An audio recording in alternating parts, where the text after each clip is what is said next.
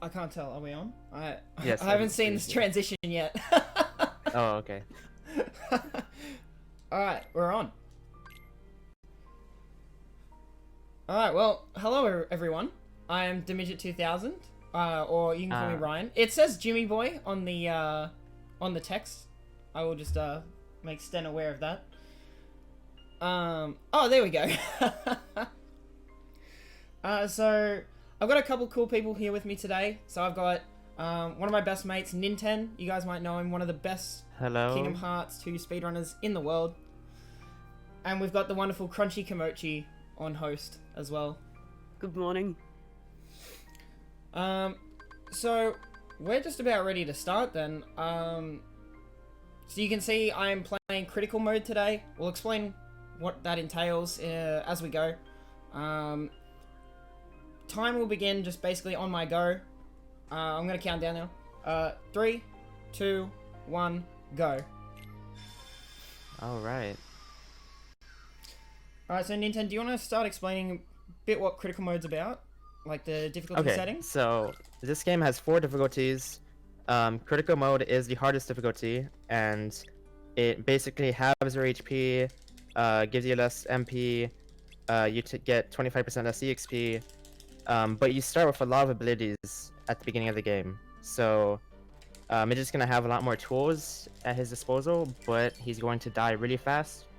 On top of doing okay damage to enemies, so it's a pretty cool category. Very difficult, very rewarding. Yes.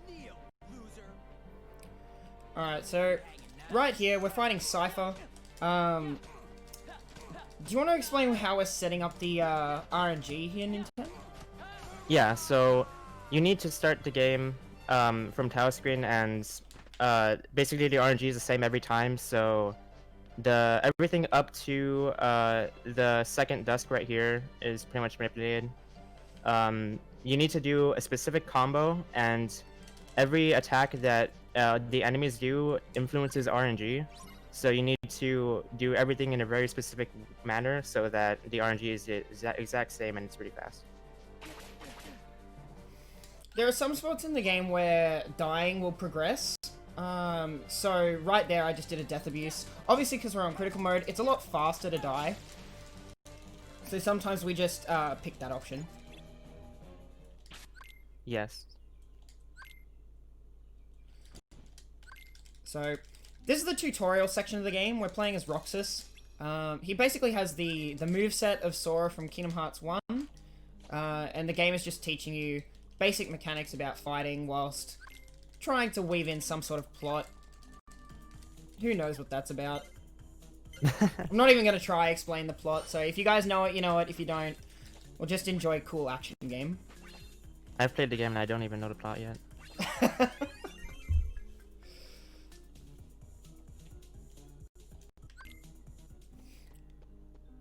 It's once we get Sora is when the game really starts to pick up.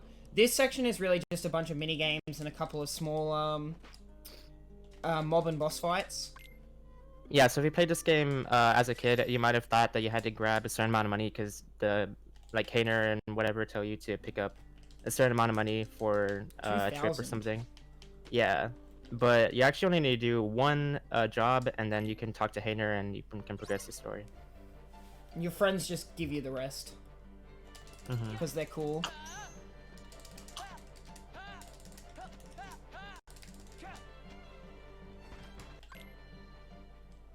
Yeah, so everything up to right here has been manipulated. And this next fight should have a similar start every time, but after this, everything's going to be just RNG.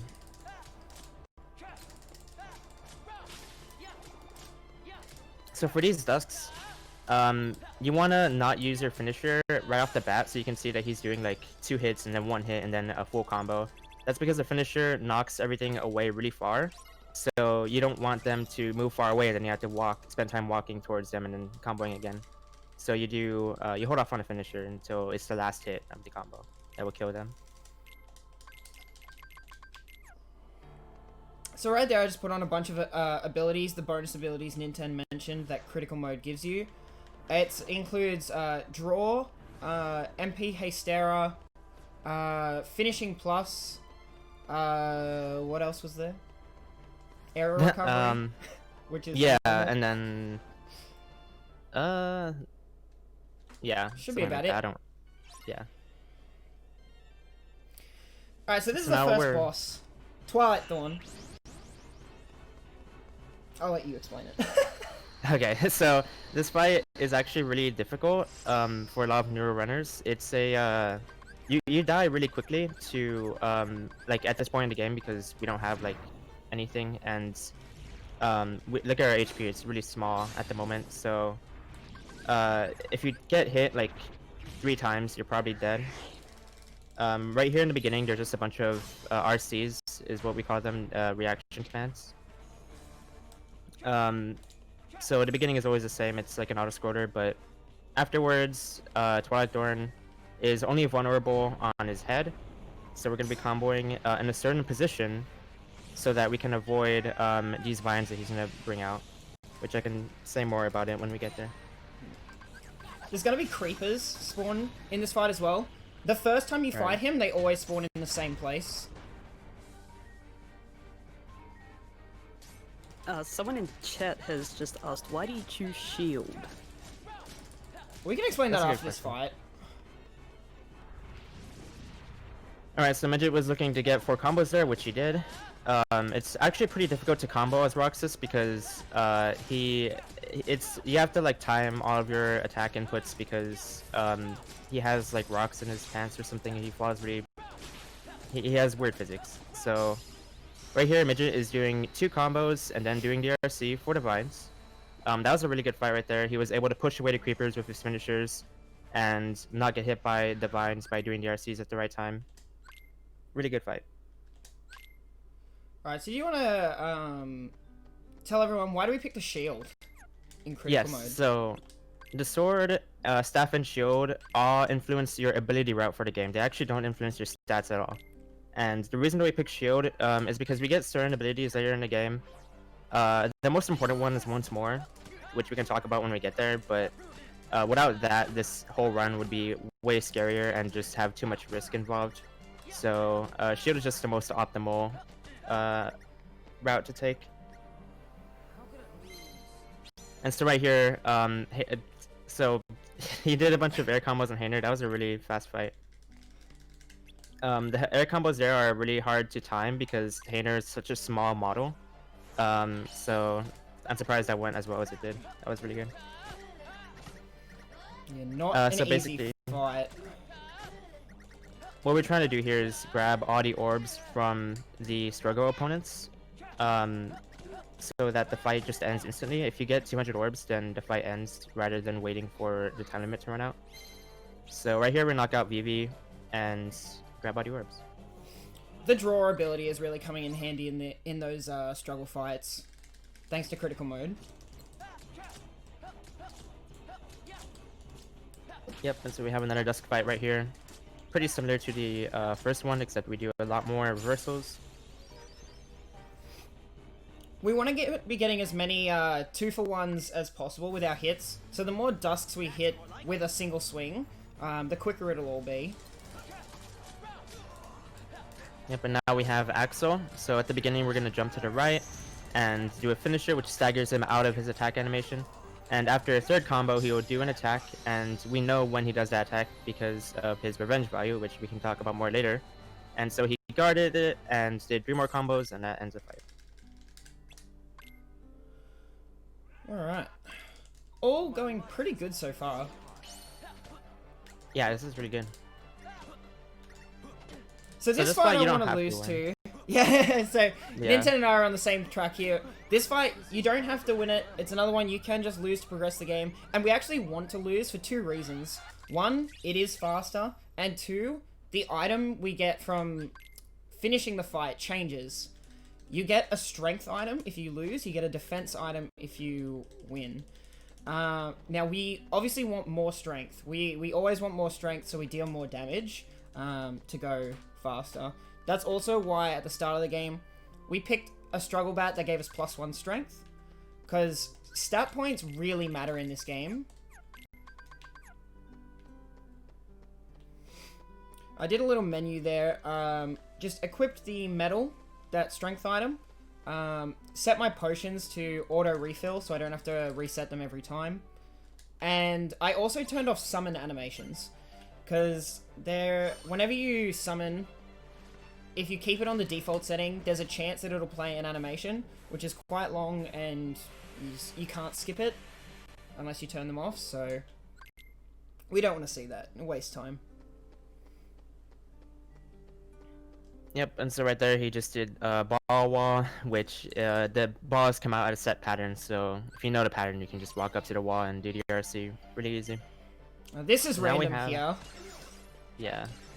Now we have VV clones, which they spawn, after the first 3 they all spawn in a random spot in the map, so you have to pretty much react to where they spawn and try to attack them before they attack you, because their attack animation is pretty slow, and if you get hit by it, you get knocked away really far. That wasn't too bad. Yeah, that was okay. My spawns were a bit weird. You want them to spawn close to Roxas, so you can just chain air combos together, but it just doesn't always work out that way. Luckily in this mode, because the game gives you a bonus 50 AP at the start, we have aerial recovery equipped. In any other category, unfortunately, you wouldn't have that. And if you got hit, it's a lot more costly. Yep, so right here we're just gonna chain a bunch of air combos on Shadow Roxas. Those are pretty hard to pull off because he's so small and short. So you have to do really low air combos to the ground as Roxas. But if you're fast enough, then he will not break out of that stagger and you can just wail on him. The interesting thing about Roxas's swing is that the hitbox actually follows the bat pretty perfectly, and Roxas swings in like a diagonal up left direction.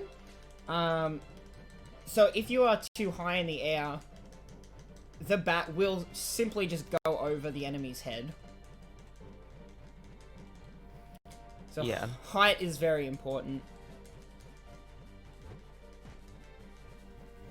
And right now we just have this bag mini game, which you just press triangle at the right time. You can just smash triangle and it won't matter.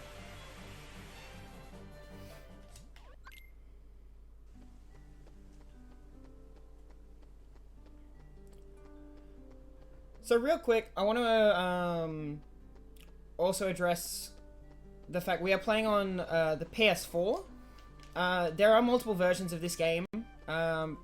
The original being on PlayStation 2, and then the final mix version coming out later for Japan. It's not until, I think it was like 2013 or something, way later, that we got the final mix version as part of 2.5 on the PlayStation 3, which was unfortunately a very terrible port of the game. Load times were all messed up and physics were broken. But luckily Square made a really great port to the PS4. Load times are really quick. It basically turned the game from 3 hours 40 minutes to what we now have is under 3 hours. Under 2 hours 50, which is actually crazy. Yeah, the loads in this game are ridiculously fast. Like you can see, there's barely any loads at all. Alright, so right here we're going to be introduced to a new nobody after these two dusks are dead. And that nobody is called an assassin, and you'll see a lot more of them later on, but when they spawn they're gonna do this like jab attack, but we're gonna jump around them and then do a full combo to stagger it before it goes underground, because they can go underground, and when they're down there it's random what they do at that point and you can't hurt them at all until they come back up. So it's very important that you attack them before they go underground.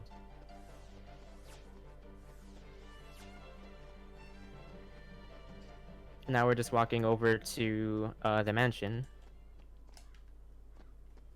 for the ending of Roxas World. Yeah, we're nearly out of this. And then we get the good character. A lot of people actually say this section's very boring, although I've kind of got a nice little appreciation for it from speedrunning. I don't know, I think speedrunning has really sort of like opened my eyes to a lot of the the little intricacies of this character, which I think is kind of cool. Also, it means I can beat the section in 15 minutes, which is excellent.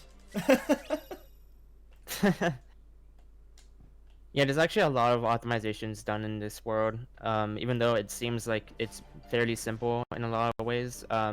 Like even cutscene skips are something that can be optimized a ton because you can skip cutscenes like really early, like sometimes when the screen is still black. And so if you know where every cutscene skip is and then you do the inputs for the cutscene skip like really fast, you can actually save a ton of time throughout the world. Alright, this fight's a bit messy. Lots of dusks, a couple of assassins, and just a big room. Trying to keep them all sort of together so we multi-hit them. Yep, so we're doing a lot more reversals, basically to stop the ducks from attacking, because whenever you do a reversal, it will cancel their attack and then they'll be stunned for a bit and you are able to hit them. So right here, 2 assassins spawn. He got really good pattern on the second assassin because he was on the ground, but he came right back up as soon as he was right next to Roxas, so he was able to combo him really fast.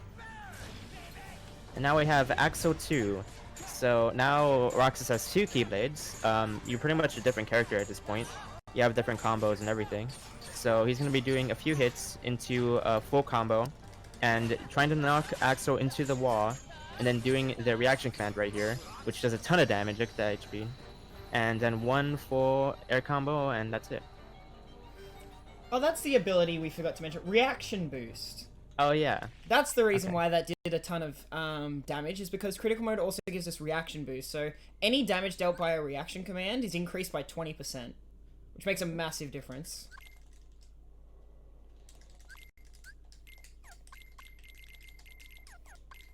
Alright, and we're finally out of Roxas World.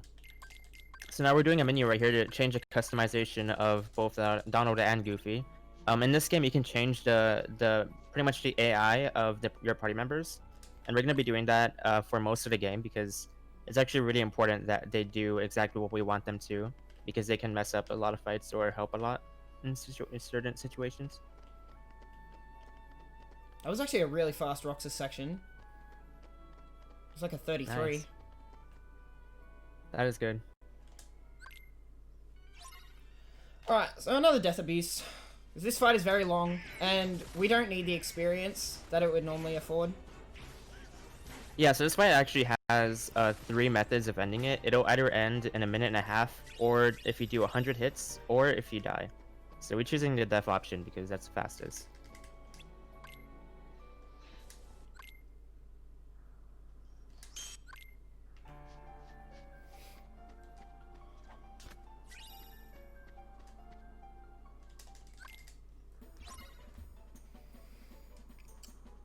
Midget picked up that potion. Not only will it be nice to have more potions available whenever he needs to heal, but also it makes menus faster because the potion is in Sora's inventory now, and so he doesn't have to manually put it in there. Grabbing the ether here. Ethers are really important in this run as well. There's a lot of ether chests throughout the game, and we're going to be grabbing some and buying a lot later on in the game because our magic is actually really good, and we need as much as we can get.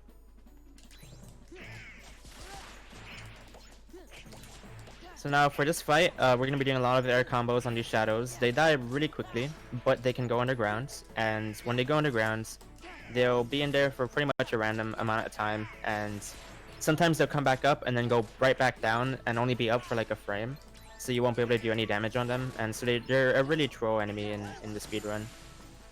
You can lose a lot of time to shadows just being silly. Yeah, they were not nice to me just then. Yeah. At the moment, we don't have any magic to sort of help deal with them. Later on, when we deal with shadows, we'll be using a lot of fire, because fire hits over multiple frames.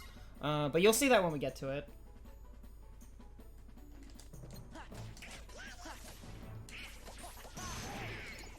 So right here on the soldier, he's doing 3 hits on him, and then he does a Cyclone RC. So the reason he did the 3 hits in that way is because it actually manipulated the soldier to do the RC.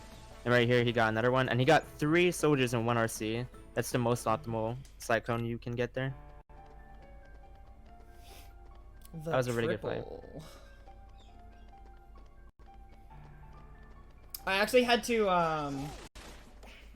not do too many hits there. So Goofy actually hit one of the soldiers, the second soldier, as he spawned. So I had to really just change up what I did there. I only do 2 hits, because Goofy's hits count as well. Yeah. And if I hadn't noticed that, he would have done something different and the fight would have gone much slower.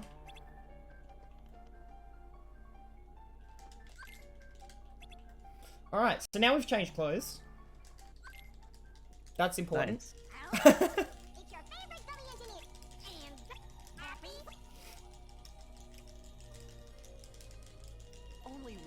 So, the clothes that Sora got is actually important. Now Midget has a drive form, which we're going to be using a lot of drive forms throughout the run. But right now, we're going to be using Valor form for movement, mainly, because it actually speeds up the movement quite a bit since we don't have any movement options. Right now, we can just walk as Sora. So Valor moves a lot faster.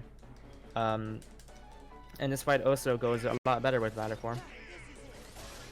So he's going to be doing a reversal at the start and try to get a lot of the dusks in that finisher right there.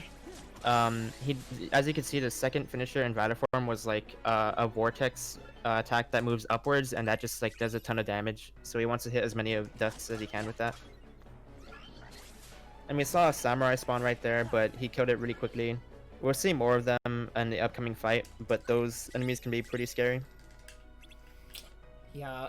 In the next fight, we don't have access to this form, so we just use it now. Because it needs to consume party members. You'll see we don't have Goofy right now. It needs to consume party members, and in this next fight, it's just Sora and Leon. Leon's not cool. We don't like Leon. Leon can mess with the fight a lot by knocking away enemies. Also, he doesn't do very much damage, so we really want him to just not do too much. Then I'll let Ninten explain the rest. Yeah, so Leon can also shoot out fireballs, and that does hardly any damage, and it basically just knocks the enemies away from your combo. So we don't want that. Midget got a dual stance right there, and he killed every single creeper, or all but one, and the other samurai, which is really good. We want to guard the samurai, and then from guarding the samurai, it'll manipulate them to give him a dual stance RC. And he wants to get as many nobodies into the RC as he possibly can, because it one-shots everything that it touches. And it's basically like a big circle that surrounds the samurai. So he got pretty good dual stances. He killed all the samurai now, so now we're just cleaning up the rest of the dusks. And that was a pretty good Bailey, I think. Yeah, that was good. Leon messed it up a bit at the end, just flinging some dusks around. I was trying to use Blizzard towards the end, because a cool property of the Blizzard magic is that it goes through multiple enemies. So if I line up a bunch of dusks, one Blizzard's gonna get a ton of value damage. So, but because Leon just spread all the dusks out, it wasn't amazing.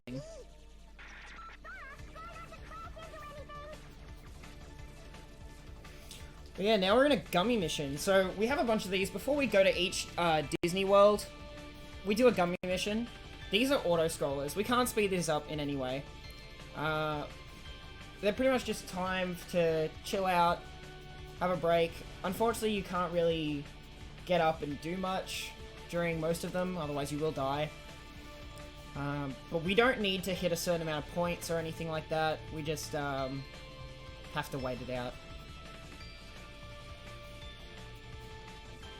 Yep, so during these missions is a pretty good time to read out donations if we have any.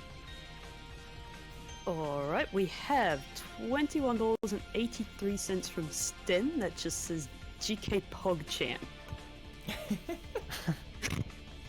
I'd like to just remind everyone that we are a speedruns, group of speedrunners raising money for charity. For this year's ASM, we're raising money for Beyond Blue, a charity organisation working to reduce the impact of mental health by helping people connect to sources that will assist in achieving their best possible mental health. If you want to donate towards this, you can go to donate.ozspeedruns.com. We also have a couple of donation incentives left. Coming up, we have the file name for A Link to the Past. Currently in the lead is Lonk with $16.06, and in second place to that is Jeff with $12.07. If you would like either of those to be the file name for A Link to the Past, or if you want something else to be the file name, you can donate towards that. Just mention it in your donation and it will be added towards the incentive. Cool. We've actually been supporting Beyond Blue for quite a few years now at ASM, and every time I love it. It's an amazing charity, and especially right now with coronavirus, mental health is more important than ever.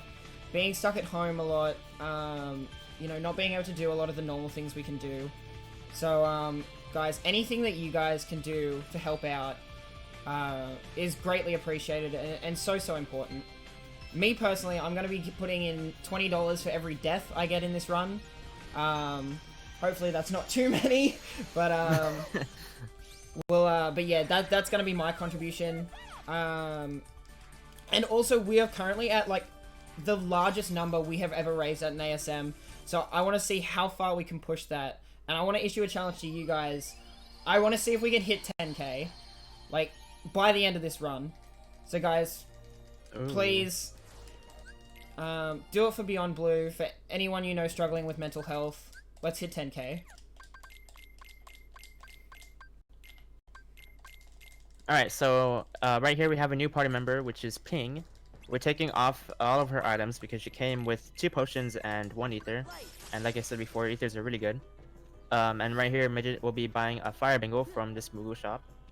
That will help a lot, mostly later on in the next board that we go to. Which we can explain more there, but it's basically a piece of armor and makes the run a lot less scary. So for these shadows, we're in Valor form. We're trying to get rid of them as soon as we can because they can make this fight really slow if they keep going underground. That was pretty good. He was able to combo everything pretty well. My first 2 finishes actually whiffed completely, so I was very lucky to get all the shadows in the next little air combo that I did. Yeah, so these enemies right here are called Nightwalkers. He's trying to do a finisher right there, which hit both of the Nightwalkers, trying to basically position Sora so that the finisher will line up both the Nightwalkers and hit them both. Now we're going to be using fires for the shadows, because fire will be able to catch them as they go above ground. Even if they only go up for 1 frame, the fire will still be able to hit them. So it's a really good magic for the shadows specifically. And now we're just doing an air combo to finish off the Nightwalker.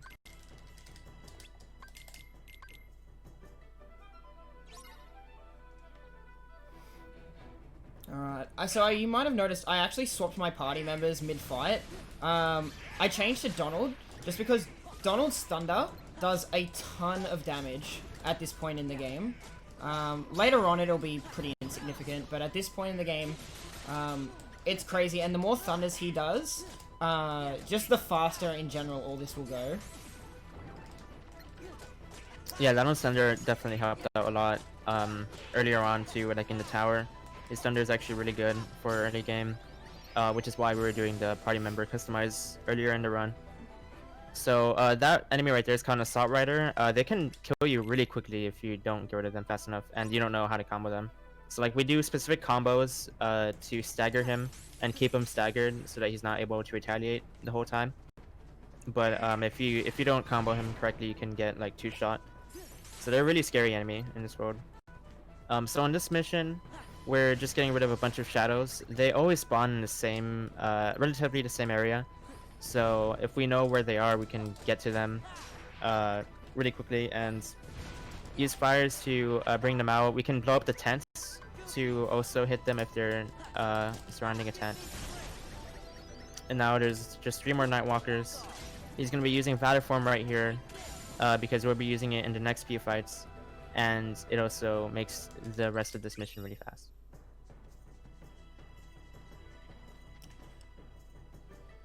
Alrighty, so if you guys have ever watched my stream lately, you'll know that this little section here where we climb up the mountain has been notoriously evil towards me.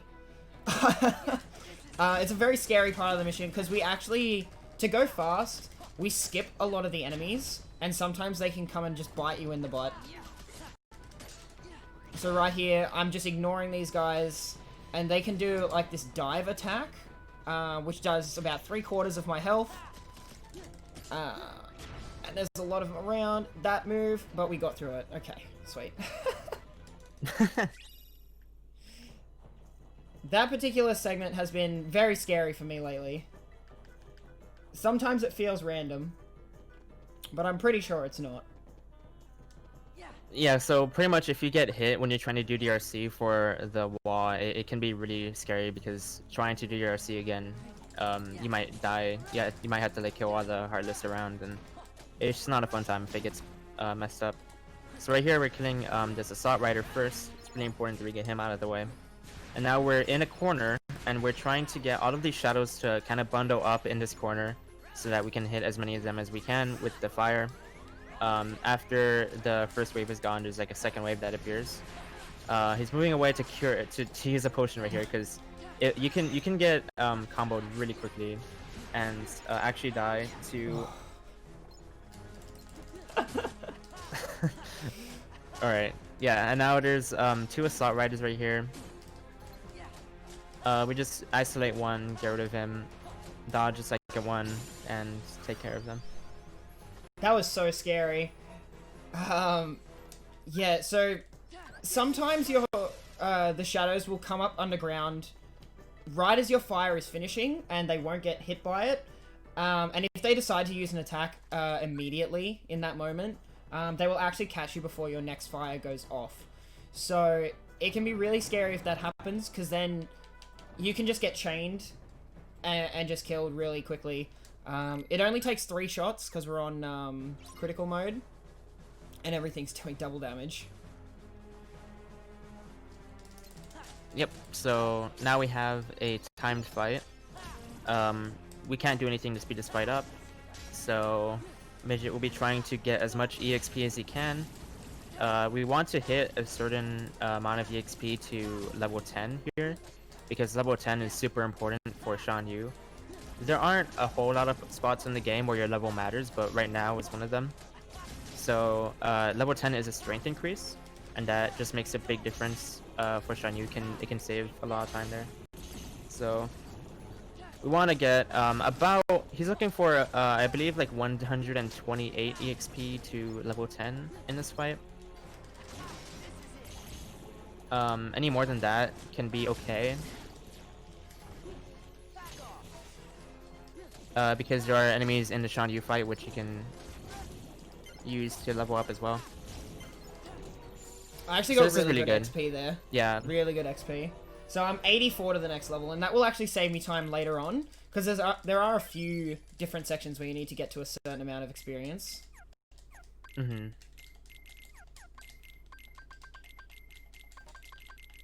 So right here in this menu, he's changing Mulan to a different customize, and putting on her fire boost. So she's going to be taking care of a lot of the enemies in the next fight, Shan Yu fight. Because he has a couple of heartless that are spawned in with him, and you want to get rid of them. You want her to get rid of them while you attack Shan Yu, so you don't have to worry about them.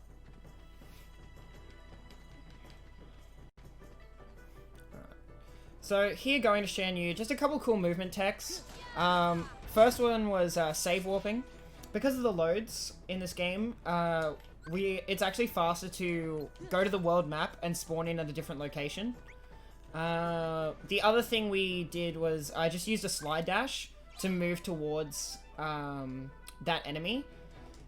If you hit an enemy with your slide dash, like there's next to no end lag on the move, and yeah, it just makes for really fast movement. Yep, so right here we're using Mulan's Limit. We're just trying to get to the ending as fast as possible because the finisher of it just destroys everything in this fight. Sometimes the finisher can not kill everything because the fireball has come down kind of randomly, but he got lucky there and everything died. We equip Mulan with a fire boost to try and mitigate the randomness of that, but still sometimes it just doesn't work. Mm-hmm. So right here on Shan Yu, Sora's gonna be walking right in front of him and doing an attack to parry him, which goes into this RC called Takedown, and he's gonna try to catch up to him and do another combo before he does anything, and this second combo should bring him to his second phase. So when he falls back down right here, he's going to have a purple aura around him, and now he's in second phase. So now Midget's walking away from him and trying to get another parry. That's actually kind of hard to time. He needs to time his attack to line up with Shan Yu. So that was a good fight. That was a good fight. Except for the part where he jumped, that was a good fight. Yeah, that was RNG.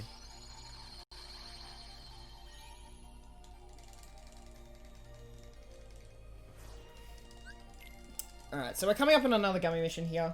So more of just a little break. I like to try and just kill lots of things in this one, because just try and keep the brain a little active, because the next world coming up is very scary. But I'm just gonna sit here and shoot things. Yep, and now is a good time for donations. Alrighty, we have $26.96 from Anonymous. And we have $15.69 from Aaron Wilson that says Magic is the superior game. Incorrect. Yu-Gi-Oh! All the way.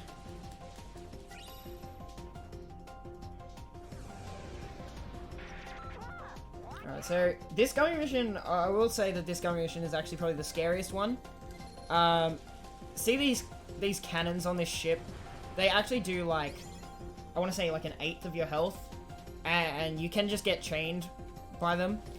So while most gummy missions are pretty chill, this one is not. So we actually, like, it's just safest to just kill everything in this.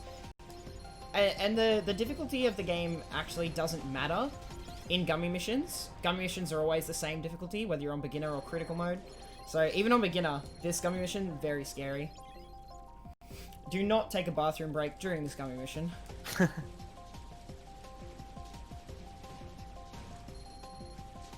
Yeah, actually, a fun fact, they buffed the damage that you take in gummy missions on the Final Mix version of this game. On the PS2 version, you would, you actually wasn't that scary, because you would take like half as much damage. It's kind of insane that they made it so much harder. That's actually crazy, I did not know that. Yeah. It's been a hot minute since I played the PS2 English version. Yeah.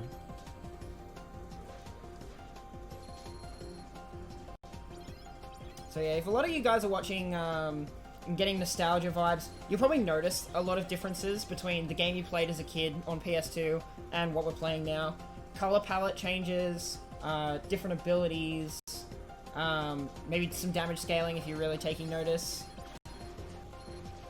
Lots of things were changed between the original release and the Final Mix release. Yep, and there's actually like a lot of differences. Like critical mode wasn't in the original, and the original was just proud mode, and you didn't get any abilities in proud mode. It was basically just you take more damage and you deal less damage. So it wasn't as exciting, but critical mode's a really good addition. I also have a question for everyone who's watching. Why is there a pirate ship in this gummy mission when there's a pirate's world later on in the game? I don't get it. I just don't get it, man. I don't get it.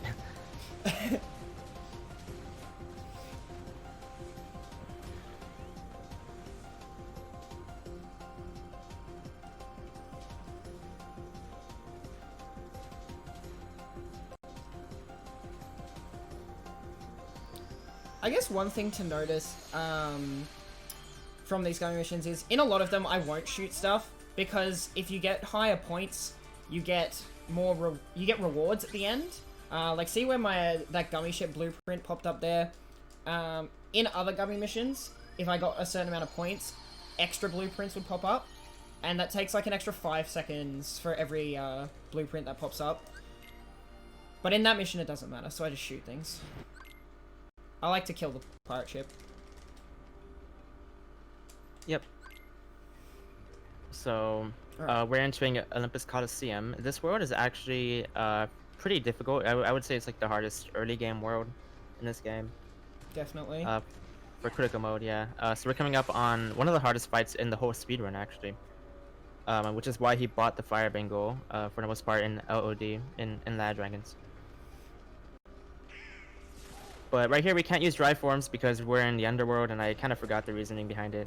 Because in the underworld, heroes are zeros. That's right. So we have like really slow movement here. He's gonna try to get a damage boost right there. He jumped in the air because you have less lag when you land on the ground from an air stagger. So that was a really good movement tech. I'm not gonna talk here at all, by the way. I'm just gonna let Nintendo do all the explaining because I need to concentrate on this. Sounds good. So throwing a potion right there so that he can get another damage boost over here. We have a lot of potions. I don't think that we'll have a risk of running out, but if things go badly, you can very easily run out. So yeah, these Lance guys are, I don't remember their name, but we'll call them Lance guys. They do a lot of damage. You saw that they do like half HP. So if you get hit twice by them, you're dead. So that's why this next fight coming up is going to be really difficult, is because you can get two-shot by those guys, and we're going to be fighting Hades. But the issue is that Hades cannot take any damage, and we essentially need to just get rid of all the hardness on each platform before we can escape, while avoiding all of Hades' fireballs. So his fireballs, they will two-shot you if you don't have the Fire Bengal, but because Midget has the Fire Bengal, he should die in 3 hits instead of 2. Actually makes this a lot easier, but it's still really difficult and scary. Right here he's going to be trying to hit a lot of the enemies in fire to try to get rid of all of them in one go. But unfortunately, he only hit about one of them, I think, with the fire, so this is getting a bit messy here, but he got rid of the Lance soldiers, or I mean, Lance guys, so... I think they're Lancers. Lancers? Yeah, I think that's what they're called. Okay. That was a good second platform. And right here we're using the back cry RC, so that can one-shot pretty much everything that it touches. So that was a really good use of a back cry right there. We do one hit on the bat, which triggers it to move down to get the back cry RC. And now right here we have a large body. He's getting rid of this one first because a large body can actually one-shot. It's really scary. So he got rid of that, finishing off the last Lancer, and that's it. That actually went really well. Yeah, that was a really good fight. Apart from the second platform, that was really good. The reason I wasn't able to catch everything in the fire there was because I saw Hades actually spawned near me, and I noticed he was about to do another fireball, and I just didn't want to get hit there, because like, if you take hits, you have to use potions. I'd rather just have a slow fight, not use the potion, like save it for another time when I got hit, and just make sure we can get through without dying, because that's like a 2.5 minute time loss if I die there. Yeah, that's a very long time loss. If you die. Dying anywhere in this game, like, is just not great. Some deaths can be really quick, some are just really bad. You know, you basically just never want to die. And Yeah, as I sucks say to that, die. I just died. Oh my god! So right here we want to die on purpose to get Mickey to spawn. This fight just goes by a lot faster when you use Mickey's pearls. They just melt Cerberus's HP. And so Mickey has a 100% chance of showing up whenever you die in a fight that he can show up in. And the second time he shows up, it's like an 80% chance, and it just keeps going down the more he shows up for you. But because the first time is always guaranteed, it's a lot faster to get him in this fight. You should spin. And unfortunately, Mickey cannot finish the fight for you, so you have to re-res Zora when the boss has 1 HP. And we're just gonna finish off Cerberus with a Blizzard.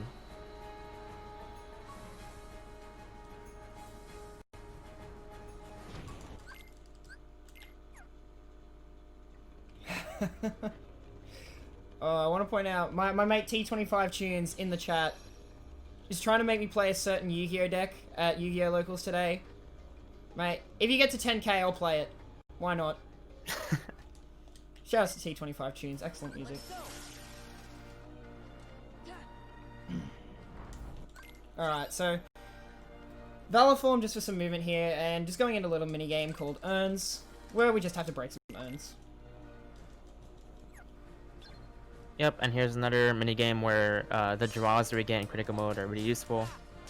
We need to break these urns, and they break from the finisher of Sora's combo, so... Finishing plus and draw really coming in handy. Yeah. So the first one's pretty easy, you just get 20. This next one, we're going to be trying to destroy as many small urns as we can. And if we destroy enough of them, then a big urn will spawn, and the big one drops 10... it drops big orbs, which give you 10 orbs per orb. So we want to break that as soon as it spawns, and then that should end the minigame. So actually it spawned really far away, so I just opted to go for the small bunch. Yeah, it would have actually taken me longer to walk over to that big urn, so I just decided to go for the other bunch, which spawned closer.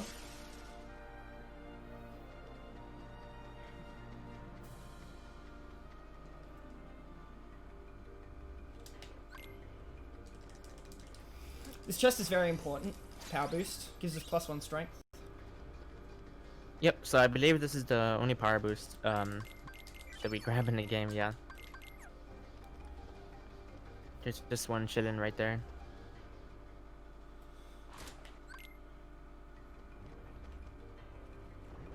And so he put on 2 abilities, Aerial Dive and Counter Guard. We're not going to be really using them. We're going to be using Aerial Dive coming up, but Counter Guard we're not going to be really using until a bit later in the game. And so there's an ether chest right here that you can pick up for just in case you need more ethers later on in the run, but we still have a pretty decent amount of ethers so we don't need to worry about it. It's not super tight. The route isn't like super strict on ether usage. Alright, another minigame. Mm-hmm. Very annoying minigame. Very random minigame. You have to kill 100 water coins here. That Demix, this guy in the black coat, will spawn. Sora will always, when you use the RC, he'll move to whatever he's auto-targeted on. But that will change all the time as you move. So you always want to try and stagger your reaction command presses to make sure he's facing towards Demix, because that's where the clones spawn. Sometimes it just doesn't work out that way though, so you just gotta deal with whatever you get.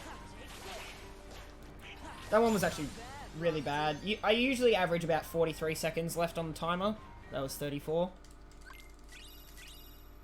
Yeah, it's pretty much just random because Sora can move in any direction from the RC of the water clone. It's a pretty annoying fight.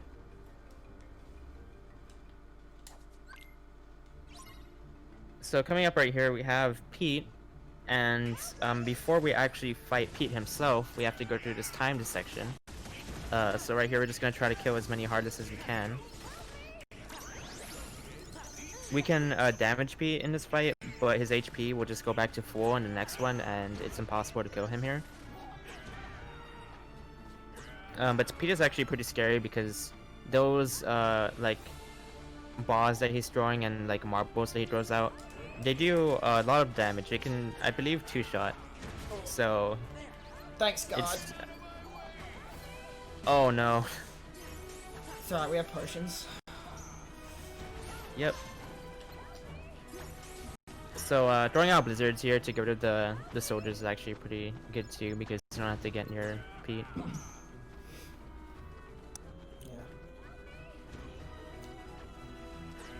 guard always guards in the direction of whatever you're locked onto or auto-targeted onto. So what happened there was Sora auto-targeted onto the wrong thing and guarded in the wrong direction.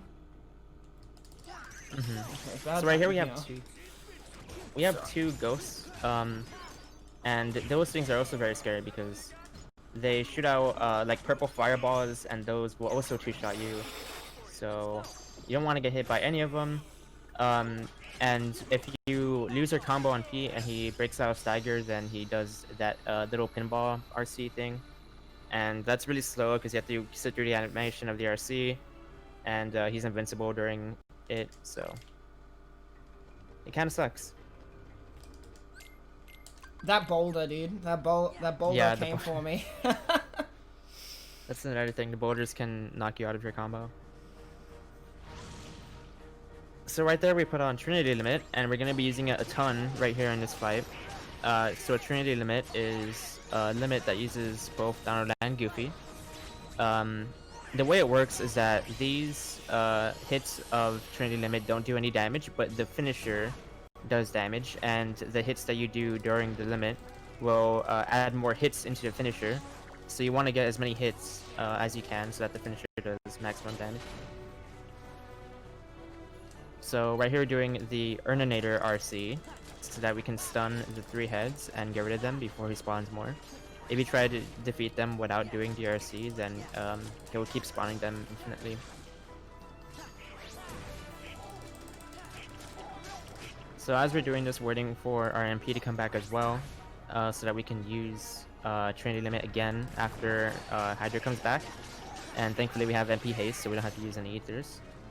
So you always start off with the break part of Trinity Limit because it will kind of teleport Sora to Hydra's heads because he's so high up. That's the only way that we can do any damage to him. And now he got a good head pattern right here. There are 3 head patterns that you can get. He got the longest one, which is good because it allows us to defeat him before he gets back up. And yep, he got Trinity Skip. That was beautiful. That was good. I'm so glad I got the good head pattern. I'm also so glad Donald healed me because there was those little dark balls that you guys might have seen in that fight. They home in on you, and they 3-shot you. Donald healed me right at the end there. Very lucky. Very lucky. Whew. That was a very good Hollow Bastion time, actually. Not Hollow Bastion. Olympus. We're in Hollow Bastion now. Yeah, that Olympus Coliseum was pretty good, I think.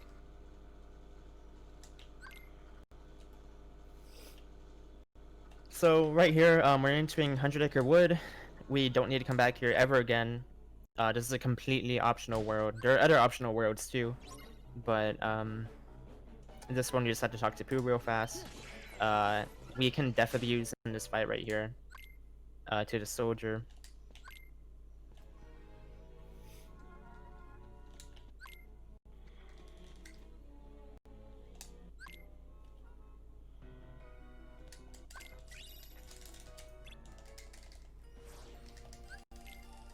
And now we got the baseball charm, which is actually really important coming up. We got the summon Chicken Little, which is our first summon, and he's super useful. Every summon in this game is actually really useful. But Chicken Little is really essential for the speedrun. Alright, so this is a more chill gummy mission, so I'll hand it back over to Crunchy. Alrighty, we have $21.62 from Cody. We have $22 from Harp Seal 2 that says he will not die to FF fights. No.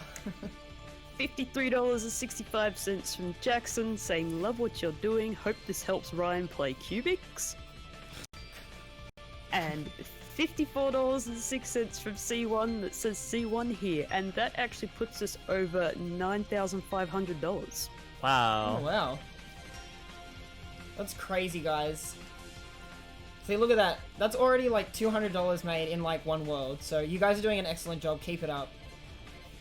Another $500 and Midget plays Cubics at Yu-Gi-Oh! Today. If you guys don't know anything about Yu-Gi-Oh! Just know that that's really bad. And I really don't want to do it. But I will.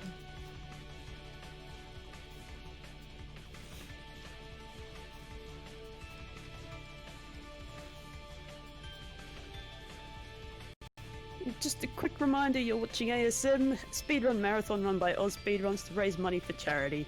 We're raising money for Beyond Blue, a charity promoting good mental health through raising awareness and reducing the stigma around these issues. If you'd like to donate, you can go to donate.ozspeedruns.com or use this link that I am just putting in the chat now.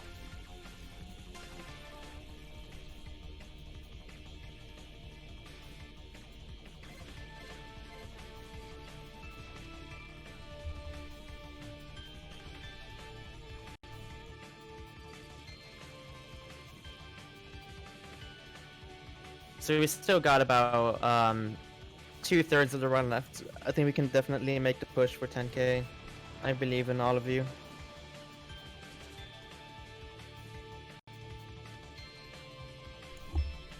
Scary, man.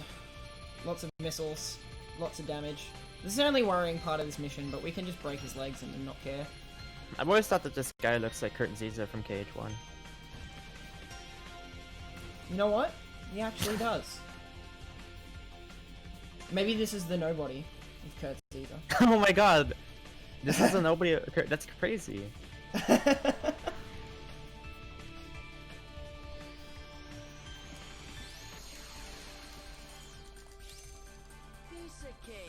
Alright. So we're heading into Beast's Castle now. You might remember, so after we left the first Hollow Bastion visit, we had the option to either go to Land of Dragons or Beast Castle. The reason we went to Land of Dragons is because that gives us much more experience and levels us up more, so LOD makes Beast Castle faster than Beast Castle makes LOD, if that makes any sort of sense. Yeah. And on top of that, the Hero's Crest Keyblade is really good. So right here we're buying a Sardonyx Ring. It will give you +1 strength and I believe like 2 AP. So later on we get an extra accessory slot, which is why we bought it now for the future. The 1 strength will actually make a big difference. Makes a huge difference. I actually forgot which strat I was meant to do for those the shadows in the parlor. I actually did the wrong thing. What did you do? Did you do like the fire? I did fire into drive. Oh, okay.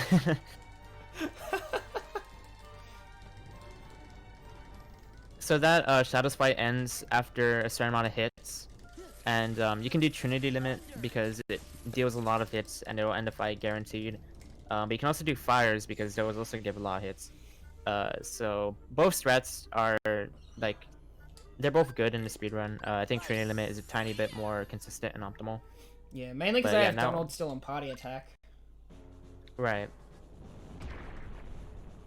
So now we summon Chicken Little. We can see how useful he is right here.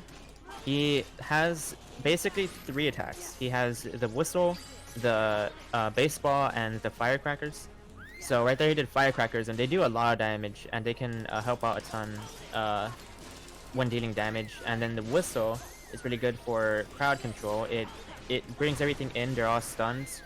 So the gargoyles can't do any damage to Sora while they're whistled in. And then the Baseball isn't too useful usually, but it knocks an enemy towards Sora so that you can combo it. Right there, so he has 2 phases.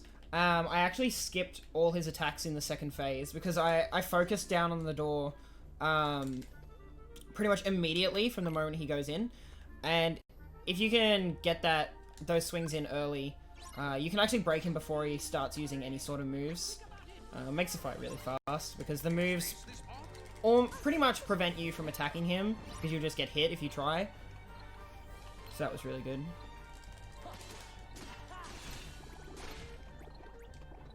Yep, so right here we have this minigame. The grip meter here on the top left, we just want to get all of the lamps before it reaches, before it becomes empty. And we cut it kind of close, but we can get all of the lamps before having to refill the meter. So you just want to get rid of the boxes and walk over to the lamp. So Valor form again. Since this is the only form we have, we use it a lot at the moment. Like, the damage it does is just insane, because it uses the strength stats of 2 Keyblades. And, like, since we still don't have any other movement options, the running speed is just very fast. You guys might actually remember from when you play this game as a kid, though, if you use forms too many times, you could go anti-form. Nintendo, while I'm going through this little section, do you want to explain sort of how we get around that? Yep, so in order to get anti-form, the game basically has a system called anti-points. And so every time you use a dry form, you get an anti-point. And if you have a certain amount of anti-points, then you have a chance of getting anti-form in the next fight that you use a dry form in. So the way that we get around it is we'll use dry forms in places where we might not get anti-points. And we also use dry forms when we have enough anti-points to get anti-form. We don't use dry form in a fight so that we can't get anti-form, because you can only get anti-form during a fight. So right now our anti-points are probably pretty high, but because we haven't done anti-form in a fight, we haven't gotten it. And there's also ways to reset our anti-points, and that is whenever we get a new dry form. So in the next world, we're going to be getting a different dry form, and it'll lower anti-points all the way back to 0, and then we can use a lot more dry forms in fights. We're going to force out anti-form later on in the run, like at the very end, but we can talk about it when we get there. And you got windowless. I do get windowless. Easy every time. A cute little tech there that I did was I walked backwards at the start of that fight. That manipulates the AI to do a certain move, which makes the fight way faster. Yep, so right here for Dark Dorn, he's going to be doing an air combo and trying to get a lot of damage while he still has Vital Form, then revert, and right when Dark Dorn is doing his attack in his like spinny thing here, we're doing the Beast Limit so that we can stagger him, and afterwards we're going to do Upper Slash, which is an ability that we equipped earlier on, and that doing a finisher in the air causes Dark Dorn to kind of get stunned and have an RC available. We just skip the RC and we just do air combos until he dies. The RC doesn't actually do any damage, so we don't bother with that. And because you can lock onto him even though he's invisible, we know where he is, so it's not a real big deal that he's invisible. Yeah.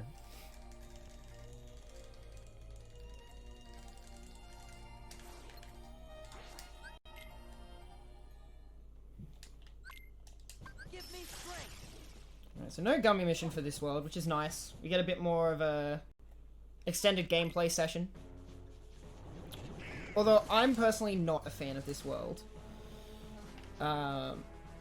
Just a lot of randomness can occur in Disney Castle / Timeless River, and I don't like it. Alright, this part coming up isn't my favorite part of the run. So we're going to be walking back through this corridor, but we're going to be walking through it with Minnie Mouse.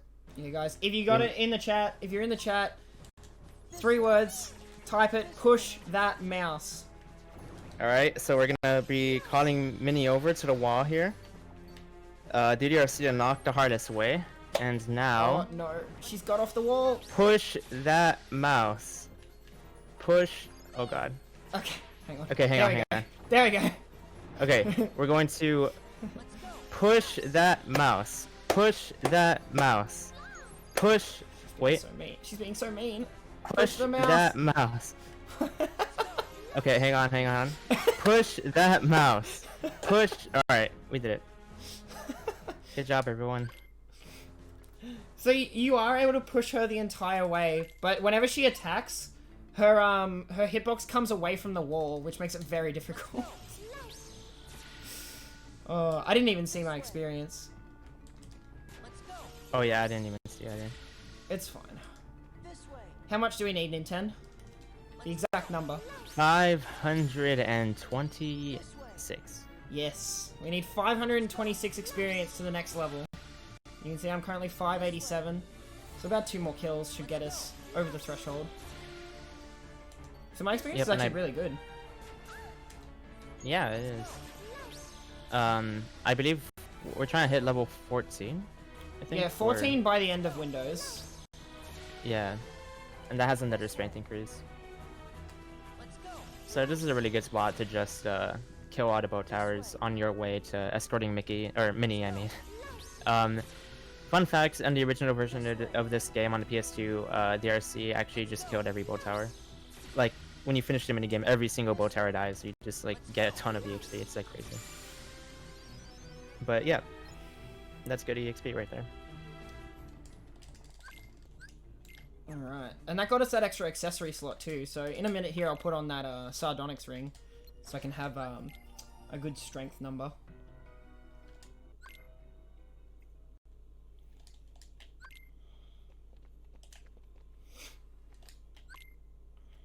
Alright, so we're going black and white for a minute. Oh yeah. So now we are in Timeless River, and we're gonna be fighting probably the hardest boss in the game right here. Right here? Are you prepared for it? I don't know. It's maybe. This fight's pretty scary. This fight's annoying. Yeah, so we're fighting OP right here. We pretty much just do a bunch of air hits. We don't want to do the finisher because it well, we can finisher at the ending when he dies, but if you do it any earlier, then he'll be knocked up in the air and then he'll go on the ground and become invincible. So you don't want to do that. He just runs around the map. You can't hit him. It's really annoying. Mm-hmm. Alright. Chicken time. Yep, so right here we're going to be using Chicken Little. We want him to primarily use the missile, or the whistle. Wait, what? Oh, bad. Okay, so, yeah. So what happened there is the whistle caught all of the, I forgot what their name is, but like the bomb things got caught in the whistle, so they didn't get flown, like, didn't get, like moved up from the platform, and that's bad because you want to do DRCs to kill everything. So, kind of a messy fight. Yeah, unfortunately, Chicken didn't whistle in the Hammer Bros the second time, and that kind of messed the whole timing up. Because the thing that bounces me up in the air is on a timer. I don't know their actual name, so I'm gonna call them Hammer Bros. Yeah, I don't know. People like Mario, right? Hammerhead? I don't know. Oh. So right here we're using more whistles. Pretty much we just want Chicken to do whistling the whole time. We can manipulate the way that Chicken works based on like the positioning that Sora is in compared to the enemies. So like if a lot of enemies are surrounding you and really far away, then Chicken Little is gonna whistle them. Most likely he should always whistle. And so right there he was able to use the firecrackers to his advantage because he did an aerial dive and did a air combo to defeat that last Hammer Bro. And so right here we have window 3. Right here we're gonna be starting with Chicken Little as always. Whistle in all the shadows here. And thankfully we don't have to worry about them going underground. And so right here we have cars, and these are actually pretty scary casually if you don't know how to deal with them.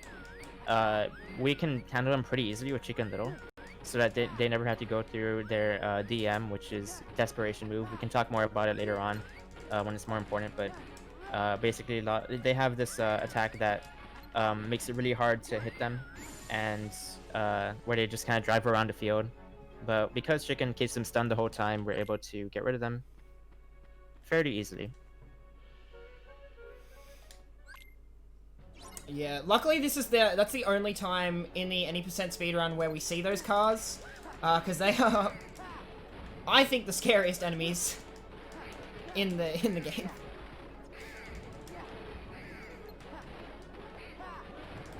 And so right here, we're actually not using Chicken Little because this is the last window. If we were to summon Chicken Little, he would stay with us after the fight's over.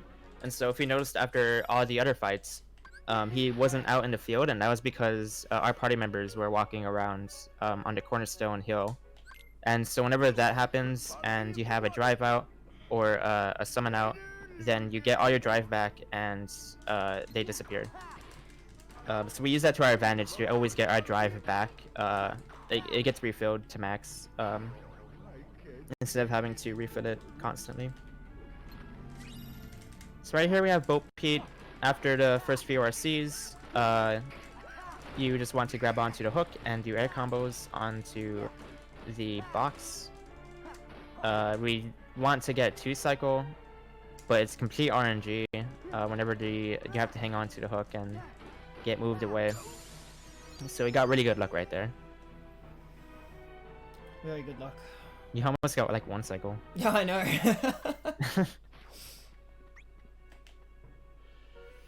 That was crazy. Alright. Counter guard the fight.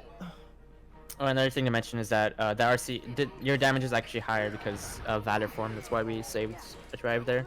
So now we're doing a slide dash to not only parry the ball that Pete throws, so we don't take any damage, but also to stagger Pete and do combos on him. So on this second phase, we're going to be using Trinity Limit because a bunch of these fireballs spawn. With the way Trinity works, it does a lot more damage because they're there, and so we're able to almost defeat Pete with the 1 Trinity hit. And now on this next phase, we're just going to be doing a slide dash. So Pete's revenge value becomes lower and lower for each phase, and basically what revenge value is the amount of hits that you can do on a boss until they retaliate. And so as each phase goes on, we have to do less and less hits before Pete will attack back. And so because we know the revenge value for all the bosses, he knows when to stop comboing and when to guard and do counter guard, so that he can then do more combos onto Pete. On this last one, he just wants to do 2 RCs or 3 RCs, and that takes care of Pete. Alright, that actually went pretty well. He can really troll sometimes, especially in that the one with the towers. If he gets knocked by those towers, he can get bounced between them. They add to his revenge value while doing no damage, and it's just a mess. But here, I'm gonna leave you guys to Ninten and Crunchy for just a minute. This is the best time I can take a bathroom break in this extremely long run, so. Alright. Do we have any more donations lined up? We sure do. Both of them are directly at Midget, but, you know, he can just not hear them. We have $10.95 from Joe Maynard saying, "Didn't know speedrunners were so cute. Good luck, Ryan." And we have $20 from Aaron Wilson. This is a long one. I hope everyone is ready for my voice for reading this. "All I know is how to do anymore is play Salamangreat. It's been so long, I don't know what Yu-Gi-Oh is anymore. The other day I summoned Debug and tried to dump Salamangreat raw. Everything has become reincarnation summoned to me. There are no other decks, no monster types other than Cyberse. The only trap I know how to activate is Salamangreat raw. Occasionally I summon Heatleo instead and I cry a little. I attack for the game, but I wish I was being gamed instead." Thank you for that $20 donation and making me read that. I hope I pronounced all of that correctly. Just so everyone in chat knows, it is actually Midget's birthday. If you want to donate towards it just being his birthday, that would be cool. We also have a couple of donation incentives left in the marathon. You understood all of that? I'm glad. Coming up, we have the file name for a link to the past. Currently in the lead is Lonk at $16.06, and behind that is Jeff at $12.07. We also have 2 file names for Ocarina of Time, the race between Mikami and Trip. Mikami's file name currently has Poog in the lead at $27.03, and Trip's file currently has Chomp in the lead at $27.03. If any of you wish to donate towards that, here is the donate link. Well, I've already put it in chat, that's cool, and the incentives are there. Yeah, so if you want any of that to go towards those incentives, just put it in your donation message and I'll add it to the total. Alright. And yes, guys, I am playing from my garage. usually, Somebody called you cute in a donation message, Midget. Oh, who was it? Me. It was Joe. Oh yeah. Oh, Joe. He's lovely. I also had the longest message from Aaron, and you completely missed it, and I'm not reading it out again. Okay, that's fine. I'm sure he'll tell me later.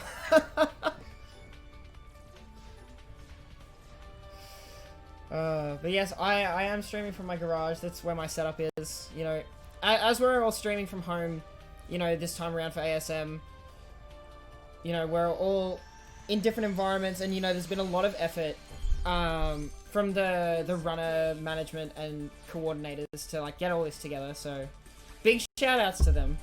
They've actually done an amazing job. And I've just noticed we are up to 9,600. That's another world, another $100, guys. Come on. 10K. At this case, we can definitely get to 10K, yeah. 10K before the end of this run. You guys gotta pick up my slack, too, because I haven't died yet. Not on wood.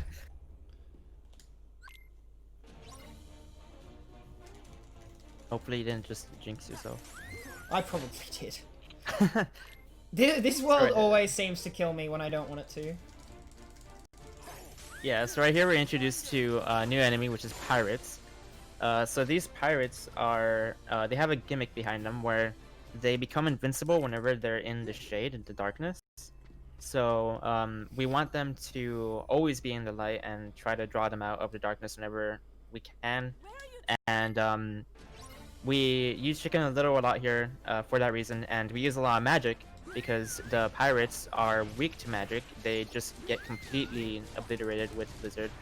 They get completely frozen in place, and even Thunder will stun them. Every form of magic will pretty much do something different, unique to them. But Blizzard is the best spell because it keeps them stunned and we can just wail on them. We try not to use fire, because fire makes them run around the map. Yeah.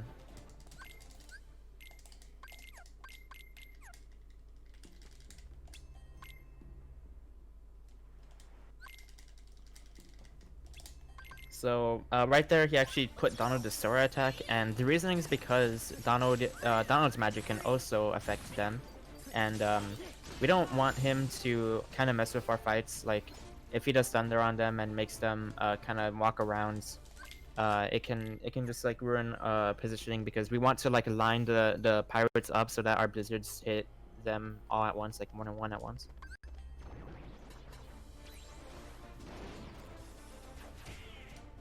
So right here we're going to be using Chicken Little. We're coming up on a timed fight. This fight is 1 minute, and we just can kill as many pirates as we can. They give a decent amount of the XP, so it's really important that we kill like around maybe like 10-ish. But there is the shade right there, and the whistle from Chicken Little doesn't actually work when they're in the shade. So it can be kind of rough if they just choose to sit back there and shoot at you. It can also kill you really quickly. I believe it's a 2-shot. But Chicken Little, actually every summon in the game heals you in a certain way. So the way that Chicken Little heals you is that every hit that you do when you're damaged will give you back HP.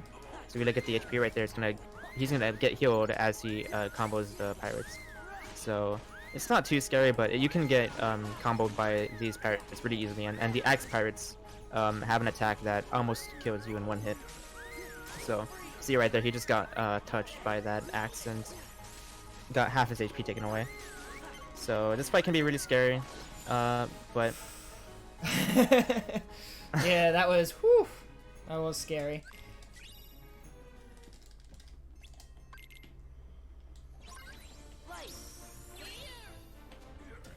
Alright, and right here, we have to do this weird ambush thing before we can progress into the boat fight.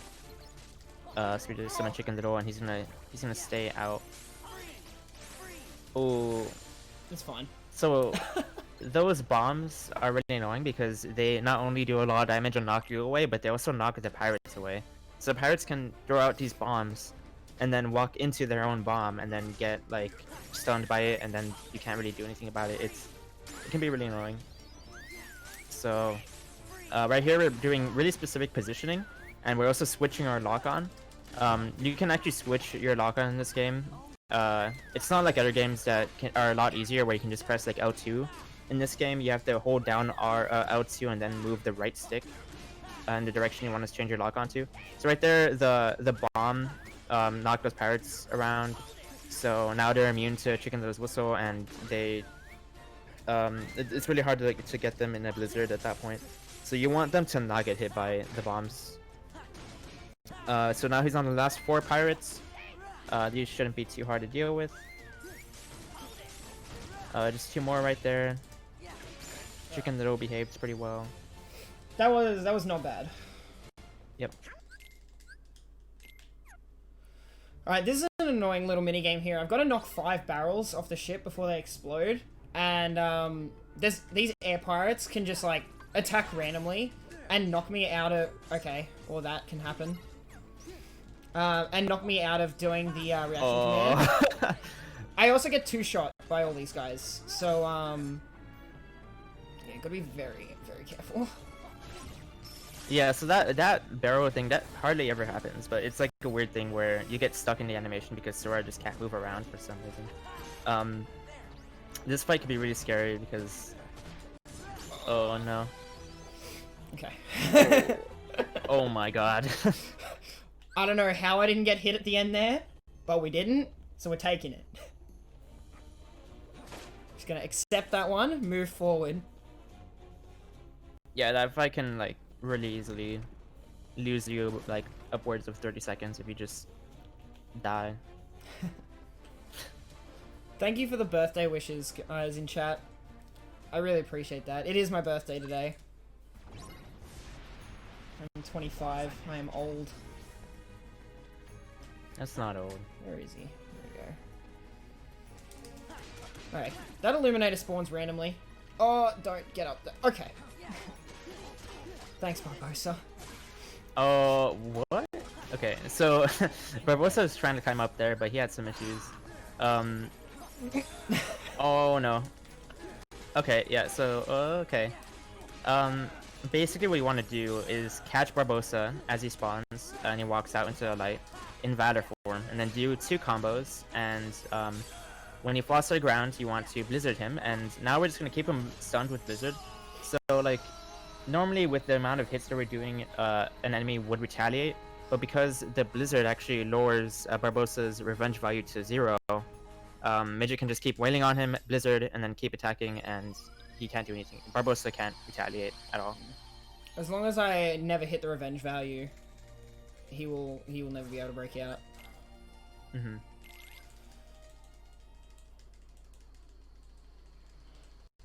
DaBoomer2000. Oh my lord. Bring it on. A 200. You messed it up. Alright, so this guy mission's kind of scary, just because there's one boss at the end that just does tons of damage. So I just need to try and kill him before he kills me.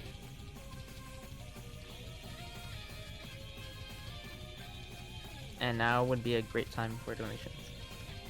Alrighty, we have $30.55 from Caleb that says bring on cubics. Oh god. And $21.62 from, I'm gonna assume that's Ciara? It could be Kiara. That's Kira. Kia. That's Kira. Okay, my bad. That says go Busey, doing awesome things, and happy birthday. Thank you, Kira. Yeah, she gets that all the time. I apologize for getting it wrong.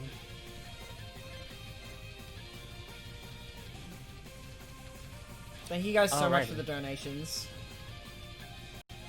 It really means a lot. And like I said, we've already hit like the biggest ASM donation total we've had. And just like a speedrun, guys, let's just keep pushing it. Let's just keep improving it. Push that donation total.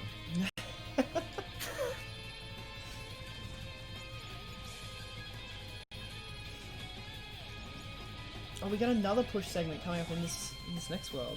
Oh, this is my favorite push segment. Yeah. Alright, this is the boss I was talking about. This guy has the same sort of bombs as the pirate ship from the Olympus gummy, and they do a ton of damage and stun lock you. So I'm just gonna try and kill him before he does that. Yeah, so there's like a position that you can move in, which is like the direct middle of the map, and if you're there, then like the bombs shouldn't hit you, but nice, you got him before you even shot them. Yeah. I like to just kill him rather than risk not being in the correct position. Mm-hmm.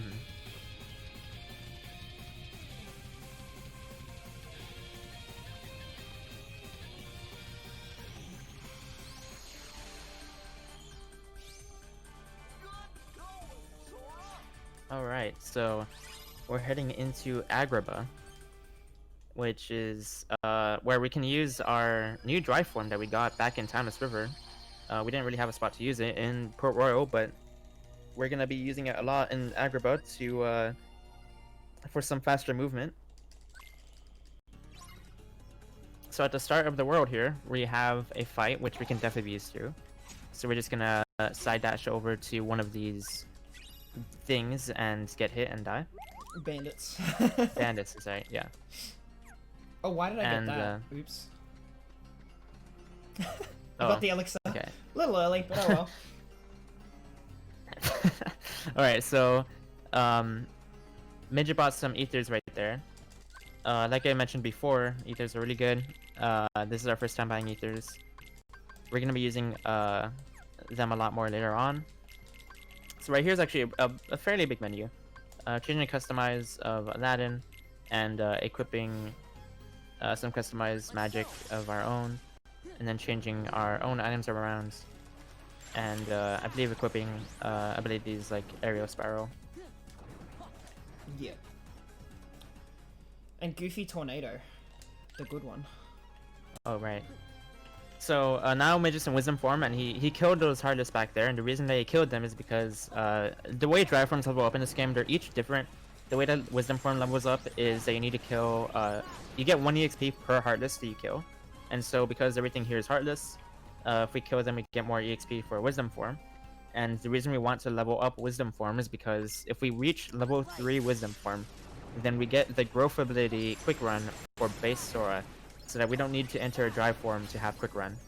And so it's really fast to level up Wisdom form here. And see right there, here at level 2, so we just need to hit 1 more level, which we'll do later on. But it's much faster to level up Wisdom form and have that movement for the rest of the game.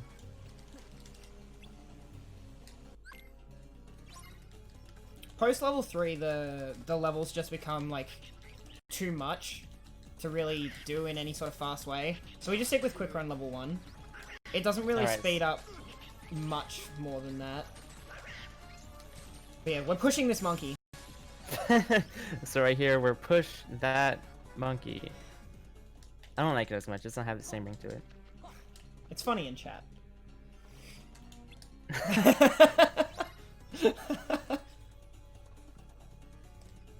Shove that monkey. Alright, so this is falling segment. We're gonna do 1 hit on these ice cubes and reflect their attack. So they do like a big jump before they land and do an attack. And reflect, so we haven't really gone over reflect yet, but it's an attack that does damage if it touches an enemy's attack. So it's like guard, but whenever you successfully guard something, it does damage to the opponent. So it also does damage surrounding Sora, so it can kill all of those ice cubes back there. And it also does a ton of damage just in general. So we're going to be using Reflect a lot throughout the run. Right here, we're doing Blizzards to force the Fat Bandit to retaliate, and reflect all those retaliations so that we can kill all of the fireball, like fire things surrounding him, and the Fat Bandit.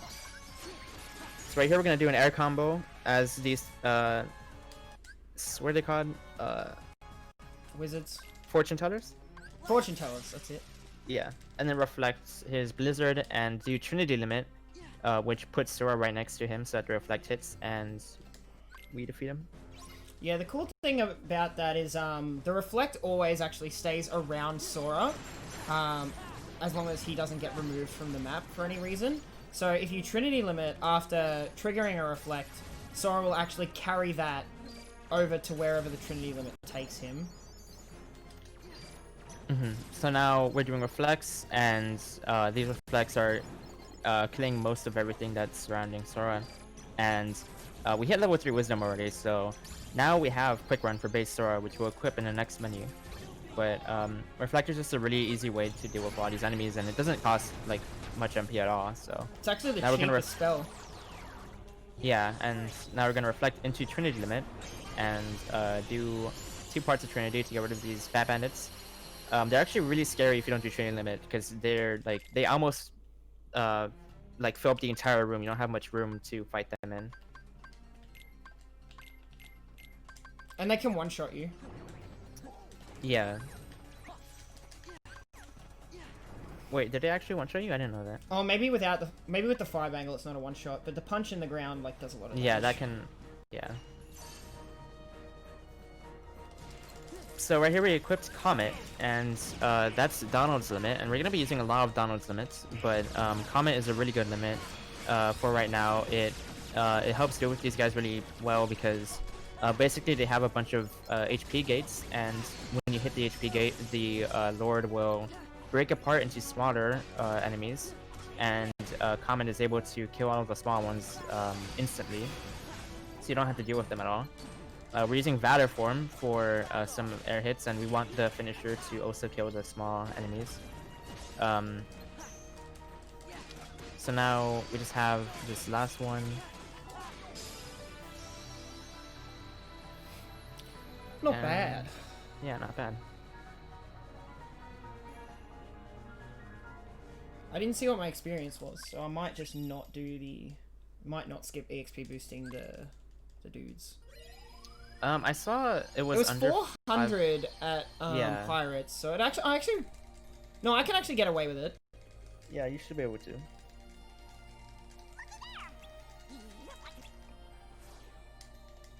But first, a gummy mission. Yep.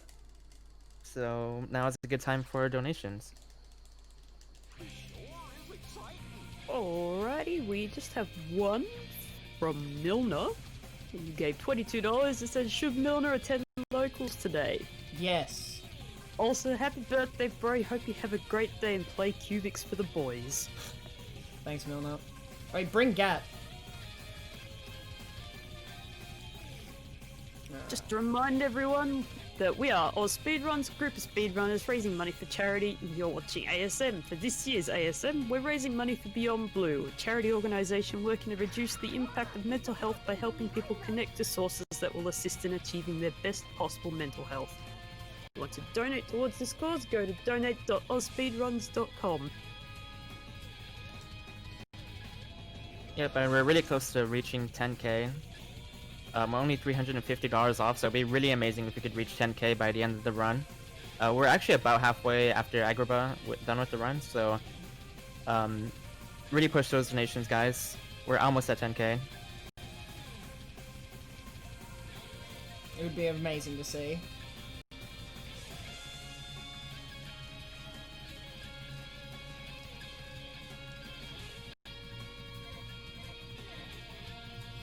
I love this mission is pretty soundtrack, cool. though. Like, even though it's chill, Yeah. it's a chill mission, I love the soundtrack. Me too. Like, I think it sounds very F-Zero-esque. it makes this gummy mission a little less boring. It's actually really easy to complete this gummy mission without dying. As you can see, I've only actually taken 1 hit so far, and all I'm doing is just messing around, really. But yeah, I think that's another great thing about running the PS4 version, is it has all the remastered soundtracks. It just makes it a really enjoyable time. This is one of my favorite games of all time, and I'm so glad that they actually took care and time into making an updated version that pretty much plays like the original. Because the most important thing about speedrunning, in my opinion, is that you enjoy the game you play. Otherwise it just gets frustrating and, you know, you never wanna be annoyed at the game you're playing, because you're playing a game, you just want to have fun, and I always have fun playing this game. Wait, you're supposed to have fun? Yeah, dude, it's about fun. Oh, wait, I've been doing it wrong Oh no. then. Oh no. I mean, it's about getting the world record, and no, it's just about having fun. If you guys also, like, if anyone in the chat is like, interested in getting into Kingdom Hearts as a speedrun, I'll say this now, like, there are tons of resources. We've got a community Discord. Everyone's happy to give advice, answer questions. Our speedrun.com page has tons of guides. You can ask Nintendo or myself any questions. We're always happy to answer. So, if Kingdom Hearts sounds like something you want to get into, like, shoot us a message. For sure. There's even a ton of tutorials and guides and notes and everything on SRCom and on YouTube. So there's a lot of resources out there if you want to get into the run. Now we have Jack in the party. He's actually a pretty good party member. He does a decent amount of damage, and he has probably like top 3 best limits in the game. Oh, for sure. Yeah, and we're summoning Genie here, not actually to use Genie, but just so that we don't have party members, so that we can die in that fight really easy. But we're going to be using Genie later on in the run a lot. And the way Genie works is that he has, his forms are actually tied to drive forms that Sora has. So right now we have Valor and Wisdom for Genie, but later on we'll have more drive forms, and those are the forms that we're going to be using in Genie, with Genie. So right here we have Candy Cane Lane. We're gonna be doing a specific combo here. We're gonna do a side dash into Reflect, into... I messed it up, don't worry. Okay, so he got shot, which is really scary because you get 2-shot by these things, but he was able to take care of the Jack-in-the-Box and go into Dance Call. This limit is really strong. You have to use the attacks from the limit in a really particular way for it to do max damage. So he was pressing triangle and then X and then triangle, and repeating that until all of the Jack-in-the-Boxes were dead.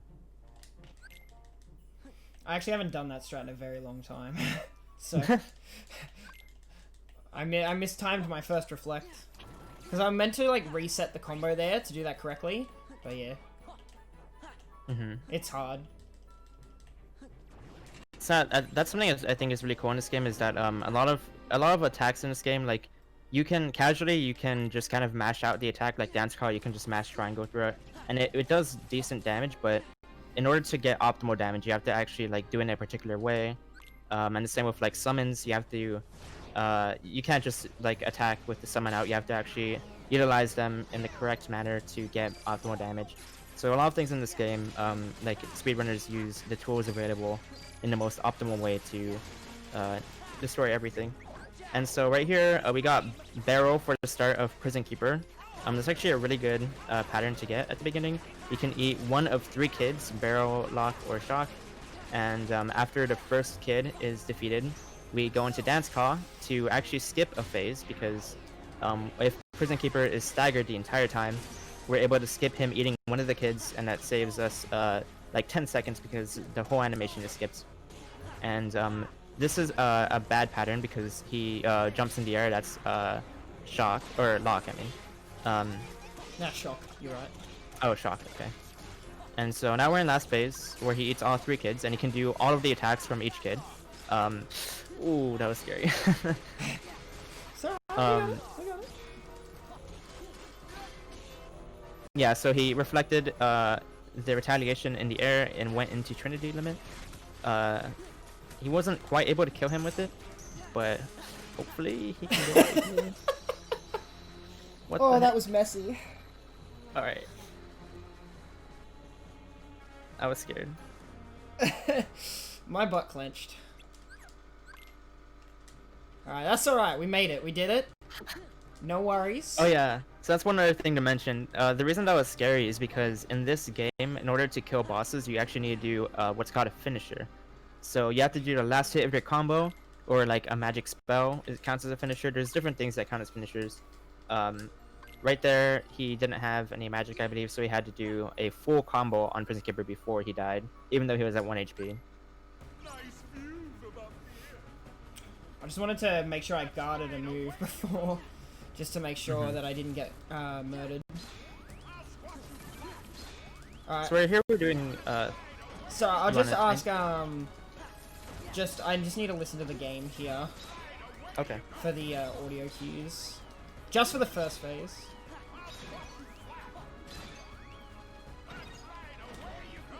Alright, you can explain now. Alright, so you saw Midget was doing some thunders right there on Oogie, and they don't actually do any damage, but the reason he was doing it was to, first of all, get rid of his MP so that he got more drive back when Oogie gets knocked down. Because when you're in MP recharge, you get more drive back whenever you attack an enemy. And the other reason is because you get drive back just from doing thunders on Oogie. So he's trying to hit 3 drive gauges so that he can summon Chicken Little right here in second phase. And it's very important to summon Chicken Little because 2 presents come out here, and they can be random enemies in there. There's 2 different enemies it can be. He got one of the bad ones, which is an Emerald Blues. Those things can combo you and kill you really, really fast and critical. They're like one of the scariest enemies in the game. So he was able to kill it, thankfully. And because one enemy is still spawned on that platform, he should be able to get what's called a present skip, which is it skips Oogie from summoning more presents on this platform because an enemy is already spawned on the other platform. And so it saves like 5 seconds because the animation and of the presents coming out of the conveyor belt is pretty slow. And he's able to just do straight combos on Oogie, which is really fast. So that was really optimal. Now, the enemy survived there the whole time.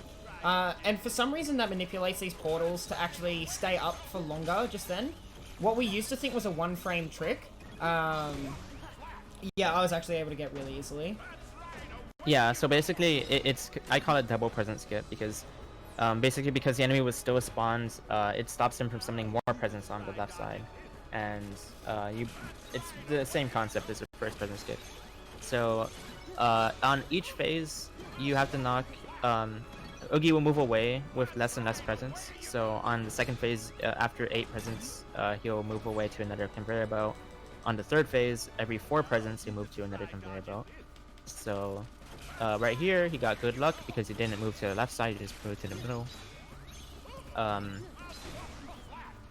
These thunders can actually frame trap you, so if you get hit by them, you're probably gonna get dragged along the conveyor belt and just die. So you really don't want to get hit by the thunders. They can kill you if you get hit at all. But that was a pretty good Oogie fight. That's pretty much the best RNG, actually. Yeah. He didn't double dice in the first phase. We got the double present skip, and we didn't get double move, so...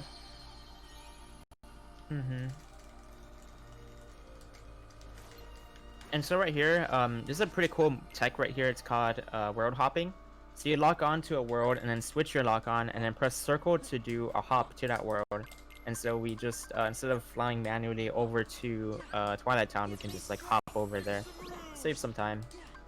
And then we equipped Magnet right there because we just got that from Halloween Town.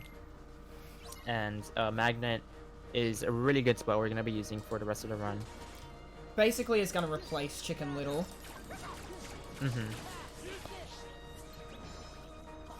So right here, we're doing a magnet, and we're using Valor Genie inside the magnet. And what that does is that whenever the enemies get hit in the magnet by certain attacks, they'll get hit by the magnet again after they get hit by the other attack that you do. So like for Valor Genie, they were getting hit by Valor Genie and also by the magnet over and over again. So it's hitting them back and forth, and it does a lot of damage that way. Right here we do Trinity Break. Oh wow. We killed them all in that magnet. Yeah, that was beautiful. So right there we use a magnet, and it's the same concept. We use Trinity Break, and so the enemies get moved back and forth in the magnet. So the magnet's the one doing all the damage there. And if you do the position like just right, it's really, really tight, then you can kill all of them in the magnet. So beautiful. I love that. Yeah.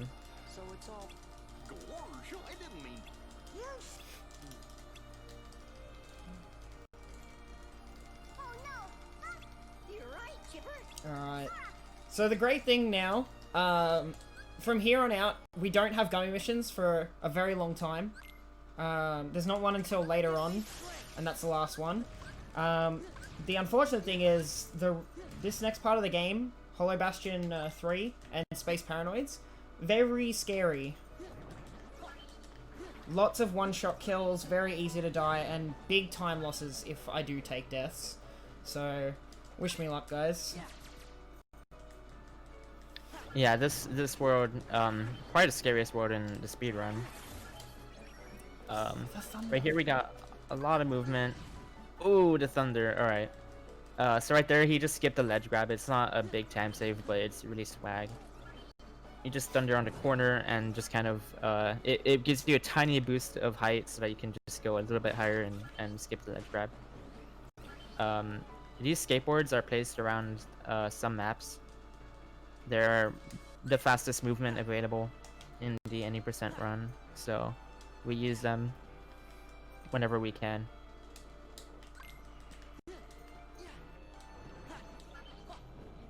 And so Wisdom Form is pretty cool because Wisdom Form Fire is also really good. I believe Midget used some earlier for movement as well. It kind of is the same as Quick Run where it like pushes you forward. Do you do that always, or was that just for fun? Yeah, I always do that. Oh wow, I didn't know about that one. I don't know if it's faster, I just do it, rather than live. I mean, I think you get the same same amount of air time, so it's inconsequential. That last fire just then. It's just for fun. I really like Wisdom Form movement a lot. One of my favorite things in speedrunning in general is movement in a game. And so, like, Wisdom Form magic is, like, one of my favorite things to just play around with. Small optimizations that can actually really save you a lot of time over such a long run. Yep, and so now we have Tron. We actually don't do much with Tron at all in the run, but it's mostly because the limit that he comes with is actually really slow, even though it does a lot of damage. So right here, there's a lot of boxes. That box can spawn randomly throughout, like in the circle, and he got bad luck where it was on the exact opposite side. But it's alright, and he used Wisdom Form to catch it. You can actually just use a Drive Form like anywhere near the box, and it'll activate it even if you don't hit it first for some reason. It's kind of weird, but...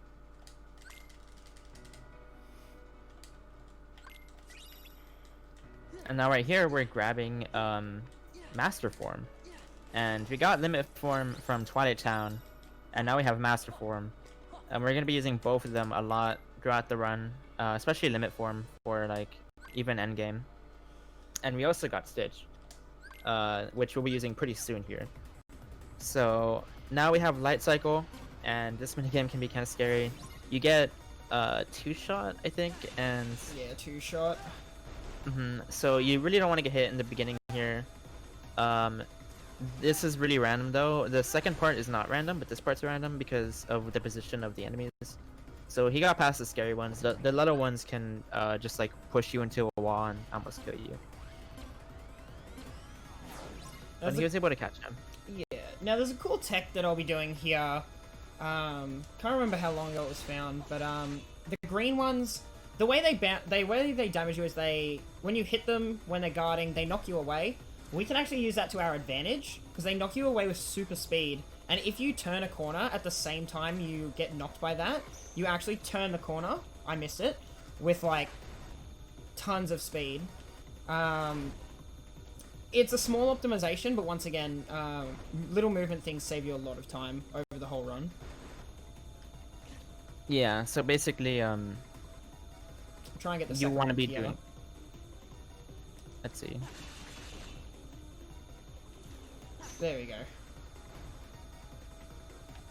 So yeah, it just shoots me around the corner a lot quicker. Probably only saves about like half second to a second, but you know, every bit matters in a speedrun.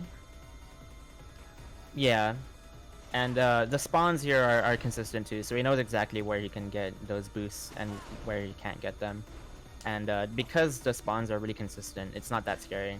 Like casually, this might be really hard to get through, and it might take you a long time because it's really hard to deal with so many enemies in Light Cycle. But because we know where they are and how to deal with them, we can do it the exact same every time, and we will never get hit.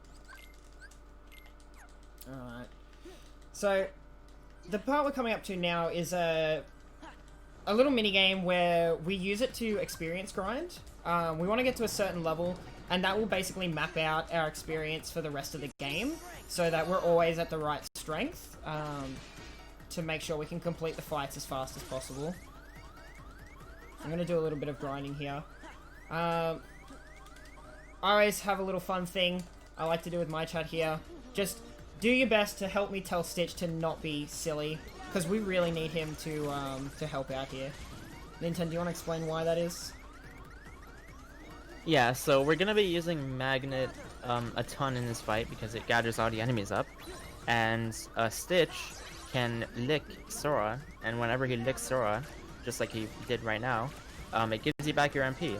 So we want him to do that as much as he can because we always want our MP to be filled up. But Stitch is incredibly random and he can just do it whenever he wants to. Like, other summons will usually have be incredibly consistent and you can like manipulate them, but Stitch is completely RNG. He can just not lick you. Looks like he's not licking Midget right now. This isn't good. Alright. This fight's also scary because you're at you can always die to one hit because we're EXP boosting. So Stitch should knock all of the projectiles away from you, but it's still scary because you can still die if like everything aligns properly where like he doesn't reflect it and you just get hit. We're trying to hit level 23 and near 24, or I'm not sure. Where do you grind to? About 3k to 24. Okay, yeah. So like just about hitting 23. Yeah, so here. I'll leave here. Yeah. So at least you didn't die.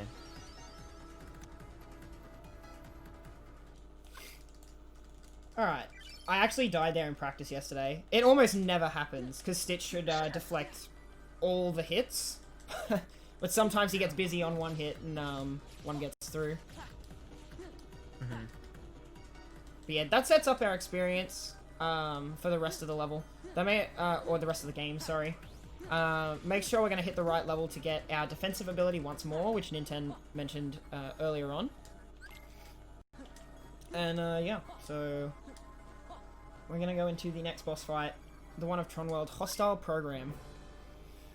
And I'll leave it to Nintendo to explain what's going on in this fight. Alright, so at the beginning here, we're going to start off with a comet, and we're going to end the comet pretty much immediately after using it. And we want to move in a position to where Imposter Program will get pushed towards the wall because he has this attack where he'll kind of shoot you and then move in the opposite direction. But if we're facing the opposite of the wall, then he'll get towards the wall. We're going to limit form right here to get more damage and then use Infinity right as he gets unstunned so that we can drop more orbs from him and push him to his last phase. He should have enough orbs now to do another freeze. And right here, he can finish him off with a comet. And hopefully he can kill him before he gets free of the stun. There we go. Easy. Knowing where the HP gates are on that fight is really important. Yeah. Alright. So the way a lot of bosses... No, you go. Okay, the way a lot of bosses work in this game is they have... Just like you can only kill a boss with a finisher, some bosses have HP gates where you can only break that amount of HP with a finisher. So Foster Program, you have to make sure you always do a finisher at a certain point of his HP bar so that you can do more damage afterwards. So right here we have dancers, which can one-shot you if they grab you. So we always have to be conscious of that.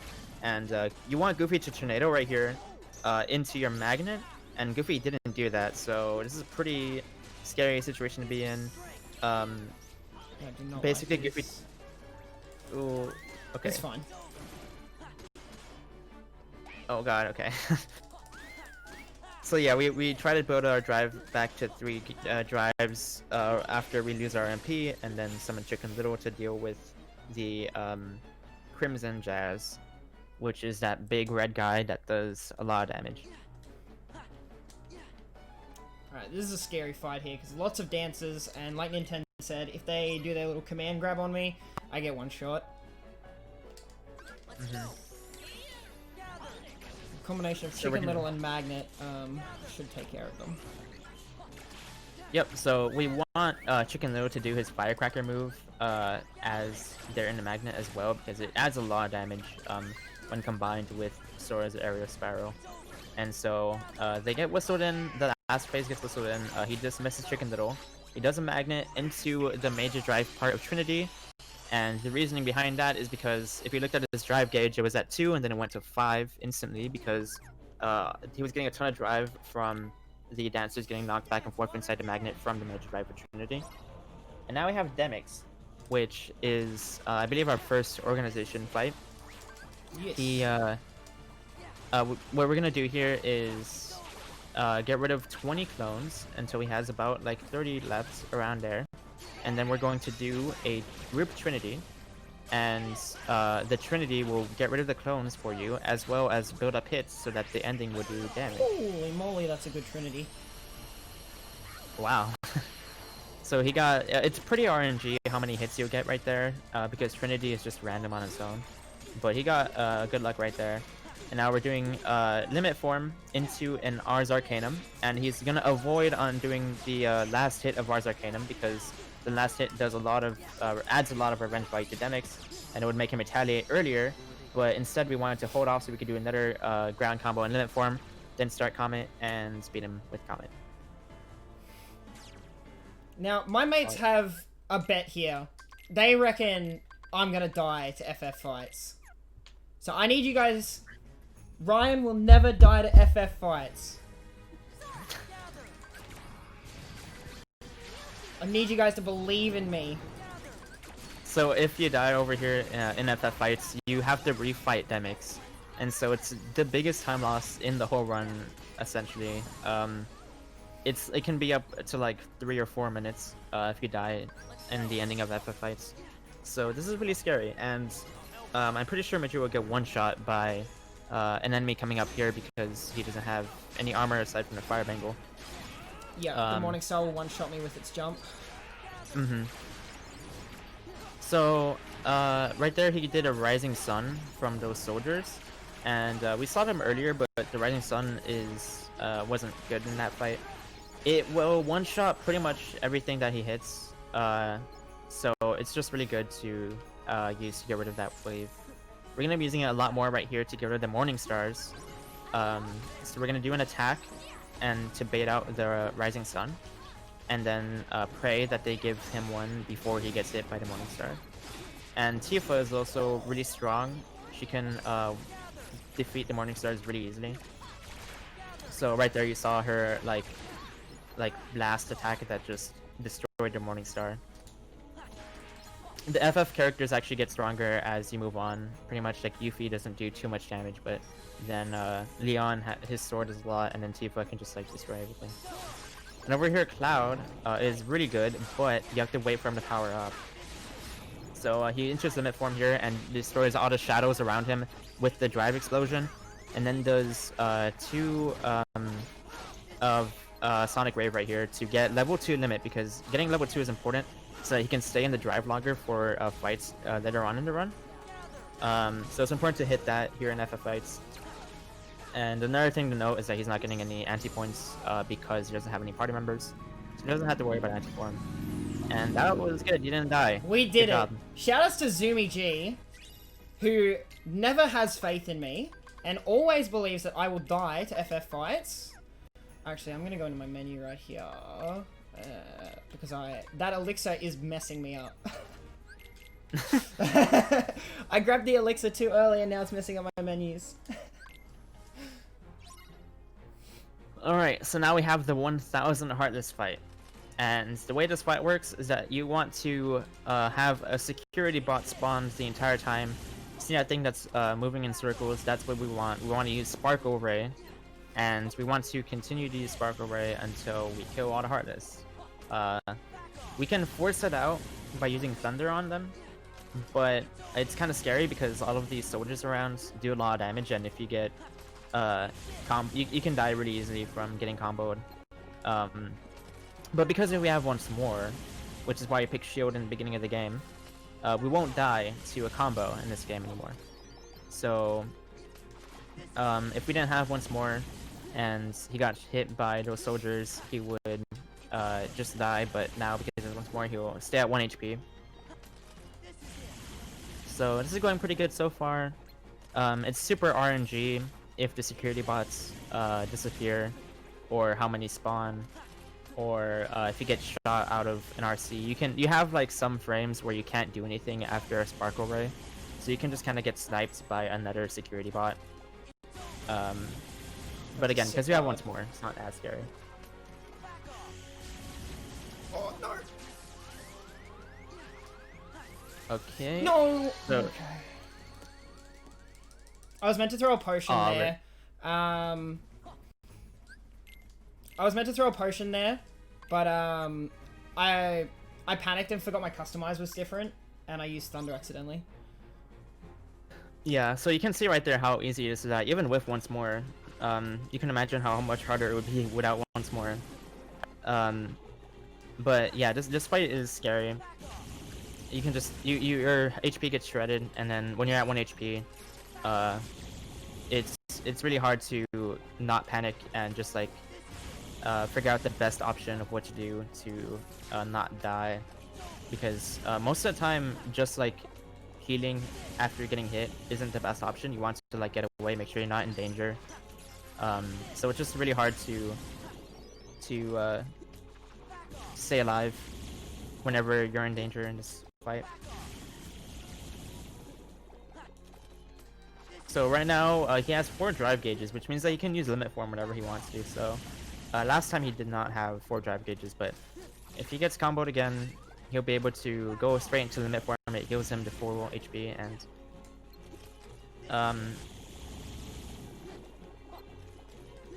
another thing to mention is that if he has low HP and gets hit by a soldier, he can still die, even if he's not at 1 HP, because he doesn't have second chance.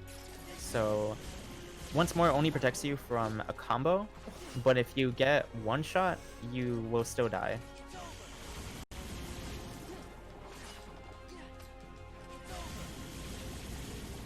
I think scary right now. Yeah, this is scary. This fight is not being nice. I mean, of all the places where I figured I'd probably die, this is probably the one I expected the most, because this is probably the most brutal fight in the game. So, I'm not too upset with that death, because, yeah, like I just said, it's probably the most brutal fight in the game. It's where I expected to die the most. Because it was, after all, random. Like, even if I had have thrown that potion, there was no guarantee the potion was actually going to land on me before that bot shot me. Mm-hmm. The timing was... It was going to be very tight. Riku? Just this feeling. Hey, what if the heart... But only 1 death so far is really good. Great mode is not an easy run. Like, it's really hard to like speedrunners make it look easy because they know how to handle like almost every situation, but even a top runners will get caught off guard by something and can just die in a matter of seconds. Yeah, I'm actually still really happy with how well this run is going so far. Mm-hmm. That was not great. Is this gonna kill? Close. So right there we did another magnet into Trinity Break. The same thing that he did on Berserkers. Exact same concept. It's just that that's what happens when you don't get the exact positioning. Yeah, it's not as consistent on that particular fight. Alright, don't let me forget the bulkies. Yes, bulky vendor manip. So what we're doing here is manipulating the RNG for bulky vendors, and so bulky vendors are heartless that spawn in certain rooms in every world, and they give you a ton of EXP as well as synth items, but the synth items don't matter to us. We just want the EXP. And so right there, the way it works is that if you enter and exit a room 3 times where the Bokies can spawn, then they will spawn in every other world that you go to that has Poke vendors. So it's kind of weird and complicated the way it works, but we manipulated the room so that they will spawn, guaranteed. Alright, so I left that world early. I just wanted the Keyblade from that world. We'll do the boss later once I'm at a higher level. It makes it way faster. For now, we just wanted the Keyblade. Because it gives a finishing plus, which means I can now do 3 finishes. Yep. And so everything here in this part of the game is like really fast and kind of rapid fire because we don't have any more domain missions to do. And all the second visits are really tough and hard to execute, and they're really fast. They go by really quickly. So right there, he had Rumbling Rose, and that's the kid that he got from Beast Castle. He is able to do 3 finishers with Rumbling Rose because he got a finishing plus from it. So right there, he did 3 finishers on the pirates with Blizzard, and it was just enough to kill the pirates right there. Right here, we're coming up on Grim Reaper. So the first fight isn't as hard as the second fight. Right now, all we need to do is he gets stunned the same way that pirates do with Blizzard. So we use Blizzard to stun him, and we do 2 combos on him at the start to get some damage off.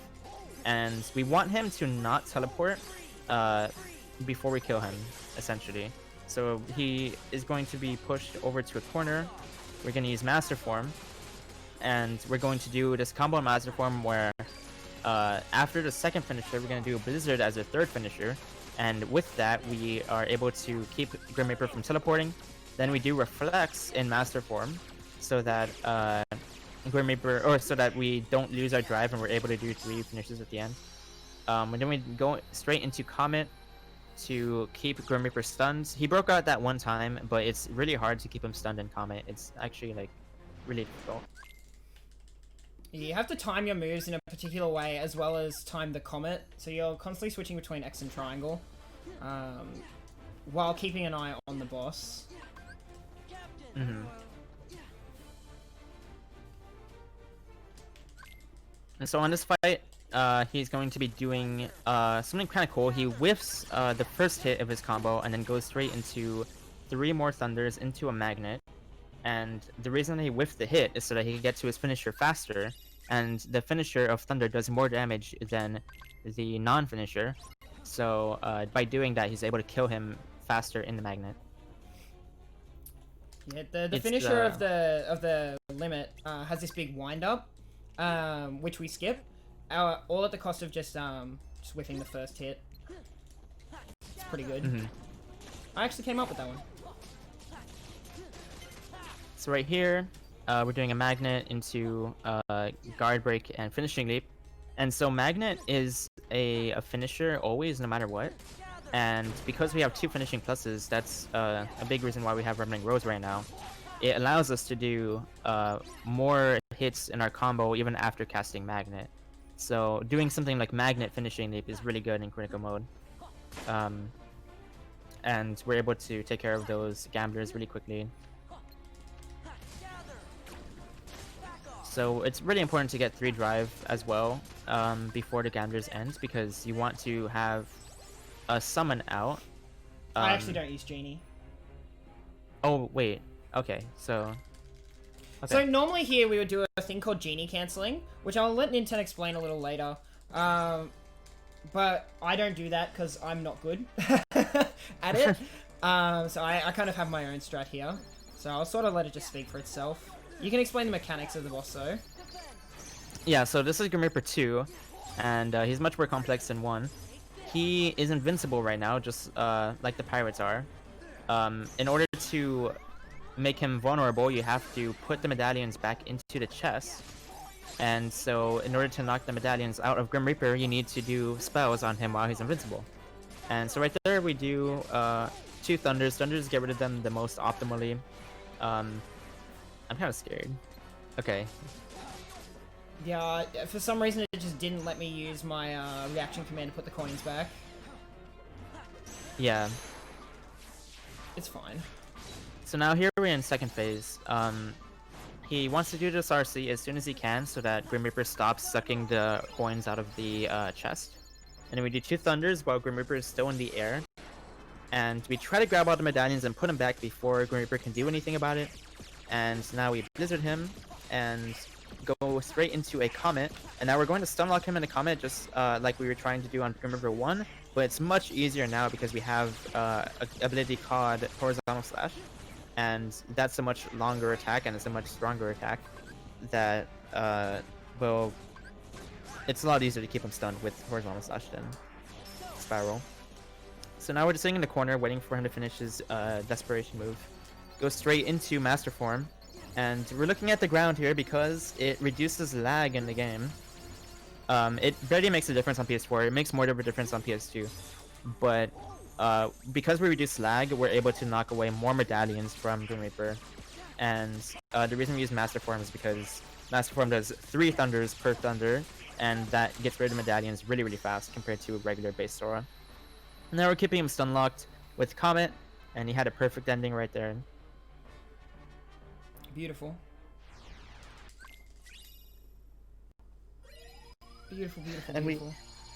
we got the ability Flare Force, which we're going to be using a ton from now on. We'll see how good that is in this next world. Yeah. For a little bit here, there's not really a whole lot to say, I guess, until the present minigame. So if there's any donations, you can probably just read those out as I play along. Right now? Sure. We have $5.97 from Aussie, saying, let's do this, guys. Let's get a PB for donation total. Also, happy birthday, Ryan. Thank you. We have $6 from Sten, saying, Ekin, nice. We have $21.62 from It's Verti, saying, happy birthday, Ryan. Use the Force to send those Heartless to the Shadow Realm and collect all the Chaos Emeralds to save the princess or something. I don't know, never played KH before. Okay. Thanks, We Brody. have $5.97 from Harp Seal 2, and we have $20 from Aaron, saying, me going second. Wow, I lost the die roll and didn't open any hand traps. This guy's going off right now. While he's taking his time doing all these combos, I'll predict a way to overcome his board next turn. If I do the math, I should be able to bait out one of his negations as long as I don't draw. Such a long message. Ash Blossom. Forehead Shine. Also play Cubics. Okay. That's beautiful. Yeah, and just a reminder, we're really close to 10k now. We only $300 off, so it would be really awesome if we could reach 10k by the end of the run. We're coming up on the last hour right now. We have less than an hour left, so it'd be really awesome if we can reach there. If everyone donates $1, we'd be like way over the amount. So, yep. Now we're in Halloween Town. Right here we have Boki Vendor spawn because we did the manipulation properly. And he's gonna grab the first one and then get hit on purpose by the Jack-in-the-Box. And because he has once more, he's able to tank the hits. And now he's an EXP boost, and so we got even more EXP from the second Boki Vendor. And now he's A-OK on EXP. Is the stream a little behind? Are you able to refresh real quick? 'Cause Oh, I'm already I in wasn't present there. minigame. Whoops, my bad. Oh, I was just catching up on explanations. So now we're in present minigame, and this minigame is incredibly RNG. That's so upsetting. Lock. He just knocked away the big box. Oh no. I had to reload at the wrong time. So yeah, this is RNG. I just have to fill up so many presents. The game does not like to give you the big boxes. That should be it. And the kids can knock them away. It's really annoying. Yeah. This minigame is actually really annoying for like all of endgame is like pretty consistent, but that minigame just you can lose upwards of like 30 seconds just from RNG. You can't do anything about it. So now we're on experiment. Sorry. We're gonna start the fight out with Duck Flare and end Duck Flare immediately to push him to his next phase. As you saw, his arm got split off, but we have to wait for it to come back, and then if we do a finisher, he'll break apart. Now we're gonna guard the head and move him towards the other head. And by doing that, he'll move on to his. He'll get put back together. Then we start duck flare, end duck flare, and do a couple hits, and then use 2 ethers. Then do a reflect into blizzard, into finishing leap, into a duck flare, and then this last duck flare should be enough to defeat him. And duck flare lasts like a very long time in this game, and so that's why we use it 3 times in that fight, because it just obliterates his HP. I love that strat in particular because that's actually another one that I came up with as well. The base concept of that one, of using the 3 duck flares. Yep, and so another thing to mention, I can mention it right now. Duck Flare is actually really OP on the PS4 version, in particular. In the original version on PS2, Duck Flare wasn't that great. It was still pretty good, but in this version, it might be because of the 60 FPS, but it lasts for like maybe 20 seconds or something. It just lasts a really long time. So we use it for a lot of fights whenever we can. It's got something to do with the way they ported the game, in English specifically, because it happens on the PS3 version as well. Although it's only the English version, it's not on the Japanese version, so which is really strange. Yeah, and that's one thing to mention too, is JP is actually faster, has faster text in English, but the only reason we're playing English right now is because Duck Flare is so strong. So in this fight, he did some crowd control with the Magnet and Thunders. Unfortunately, at the very end, those 2 Fortune Shutters didn't go inside the Magnet, so he had to manually track down the last one, but... Guys, we are $15 off 10k. Oh my god! Oh my god. Wow. Armin gave $213.77. Oh my lord. Saying, wow. Finish strong, kick some butt, midget. Thank And you so Courageous much, Armin. Courageous Axolotl also gave $54.06, saying, Yu-Gi-Oh! Reference, Blue Eyes White Dragon, am I right? Got him. Happy birthday, Ryan. No, it's the Blue Eyes Shining Dragon. Axolotl, you know this. By the way, Midget, I just want to point it out because I know what happens to your capture card. I think it's lagging right now. Oh, is it? Okay. Yeah. Yeah, thank you. I will sort that in a sec. So in this fight, he's doing... I actually haven't seen that strat. That was pretty cool. It's wrong. I'm doing it wrong. Oh, I was like, whoa, new strats. Holy cow. Yeah, I'm gonna have to, let me just refresh my capture card real quick, because it's doing that thing. We'll lose a couple seconds because of this, but that's okay. I'm gonna have to use an extra ether here, just because I used a bit more magic than I meant to. So yeah, like he was able to use an extra ether here because our ether route is pretty good. We have a few extra we can spare, so we're not supposed to use one here, but he's able to. Now in this minigame, we want to use Thunder, Blizzard, and Fire on the switches. So a lot of Heartless spawn around you, and it can be kind of difficult to get the spells on the switches correctly because your lock-on can be messed up by the Heartless around you. It doesn't prioritize very well.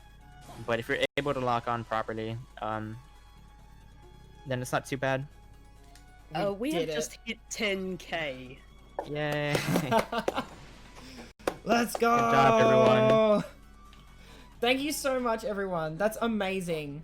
This is an auto-scroller, so please read out those donations. Sure, we have $11.31 from Quake saying get that 10k and terrible Yu-Gi-Oh deck.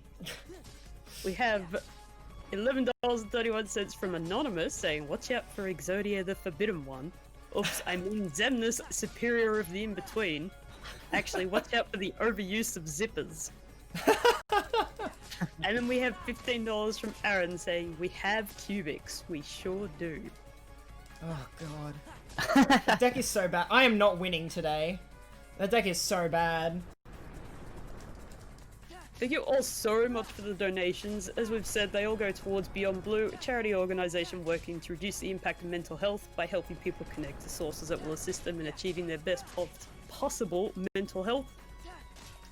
All of those all those donations really help out with that, and we're really proud that we've hit 10k during this run and overall in the marathon. Alright, I'm gonna have to get some photos later to upload to the ASM Twitter of me playing this terrible, terrible deck. So, for proof. Yeah. Alright, so right here, he hit level 30 right there, as you just saw. And that's the level that we were trying to get with the Bogey Benders. It has another strength increase, so now he's good for the rest of the game on levels. That's really important to get before Jafar coming up, because without it, we had to do a much slower strat. So it's really important to hit level 30 here. This section is just timed. It doesn't matter how fast you kill the Heartless. It'll always be the same speed. But we want to kill everything here so we can get the EXP.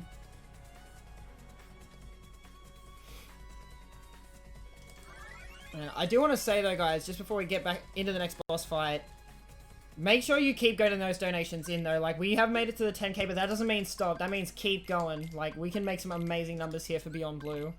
And there's still so many more amazing runs coming up.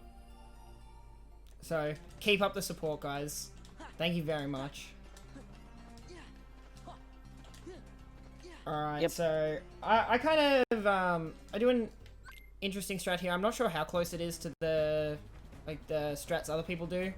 I'm just gonna do it, and then Ninten can point out the little tech bits and pieces as I do it. Alright, so at the beginning here, he is going to slide dash into the stomach and try to destroy it before getting hit by anything. And now he's moving up and gonna do a full ground combo and continue to do ground combos. He's, as you can see, his slide dash was actually being delayed a bit, and the reason for that is because the slide dash does a ton of damage, but if you mash out the combo, then you don't get all of the extra hits in for the ending of the slide dash. So he wants to manually time these inputs. He purposely didn't do the RC so that he could do the RC right now and finish Jafar off in an optimal manner.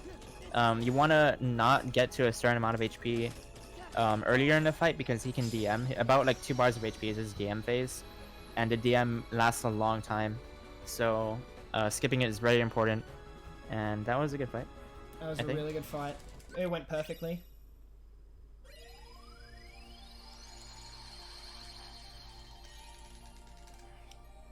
Stream my Cubic games. Oh god. I don't have the setup to stream locals.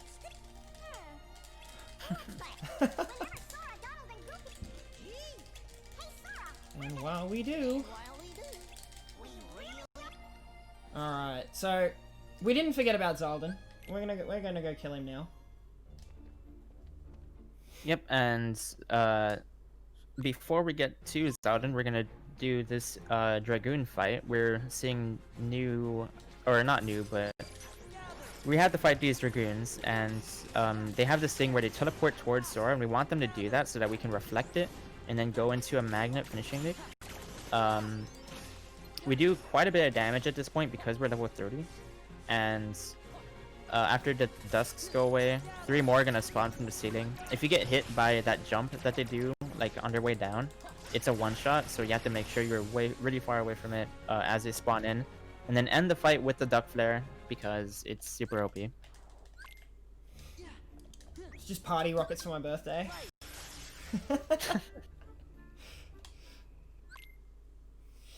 And now we're this gonna is enter. scary. Are you doing like which strat are you doing? I'm walking right. Okay, so oh god. Okay, so Midget wanted to get 9 jumps and then go into the jumps. It's scary because you can get 1 shot. If you get hit by Zaldan at all, you just get 1 shot. So when he walked around Zaldan, if he mistimed his like walking, or if he did it too early or late, he would just straight up die. So it's a really scary fight. You also have to mash really hard to get 9 jumps. So the mashing he was doing there was pretty intense. But we end the fight with Duck Flare after reverting. That's always so scary to me. I have to just like, okay, I've got to step to the right. That's all I gotta do. But it's the scariest thing. Yeah. The timing is actually pretty hard. I don't even have a cue for it. I sort of just do it. Yeah, I getcha. It's one of those things you just get a feel for. So now we're on the Riku fight, or I don't know, this weird guy in a black coat. We don't know who this is. I think it's Xehanort. But we're doing a reflect into Trinity Limit, and then after the Trinity Limit is over, we're going to enter Limit form and do Sonic Rave. I think. I mean, this fight's really it's like you wing it pretty much every time because like Riku can do different things. So like you can just not enter Limit form sometimes, or you can not use Sonic Rave. You can do a ground combo. It's really dependent on what Riku does because it's super RNG. The annoying thing about Riku though is that he doesn't stagger at all, and most bosses in this game that are humanoid will get staggered, but Riku doesn't. So you have to just keep chasing him down and hope that you can get him. But now we're on our way to the courtyard fight. We're using Wisdom Form just for the movement because Wisdom Form is actually faster than regular Quick Run still. And we are going to end this fight with Trinity. So we're just going to do a magnet in place into Trinity Break, and this should kill all of the hardest here. It is RNG, so it might not, but it looks like you got good luck. They went pop.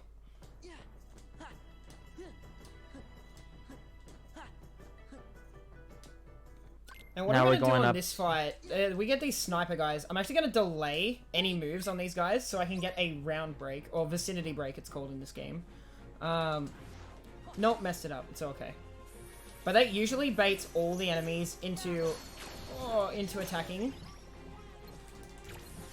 Oh my god. It's fine. It's fine. Yeah, so you're not supposed to see those big lasers come out. But you're gonna try to hopefully catch them all right here. You Yeah, want a yeah. duck flare? Okay, he just... That okay. was so unclean. Yeah, so duck flare gives... I mean, when you're in limit, you can't get hurt. You have iframes during the whole limit, so usually you want a duck flare at the ending. Midget just played it kind of risky. Yeah, I just missed a whole bunch of stuff. It's all good. I always really appreciate the skill in being able to save a fight when it goes wrong in this game. I think that's a really important part of being good at critical mode speedruns, is knowing like how to fix it when things go wrong. Yep, so right here we're doing Duck Flare on top of Storm Rider. The way it works is that we can only damage him through his horns, and we're doing the Duck Flare. You did really good damage with that. We start off with Duck Flare and do ground combos on his horn to get him to do this RC attack right here. And so we're going to reflect and then do the RC. And then the RC itself does a lot of damage because we have RC boost on.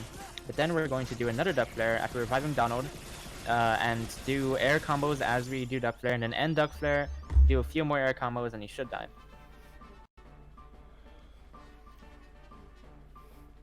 Very annoying fight if you don't kill him right there.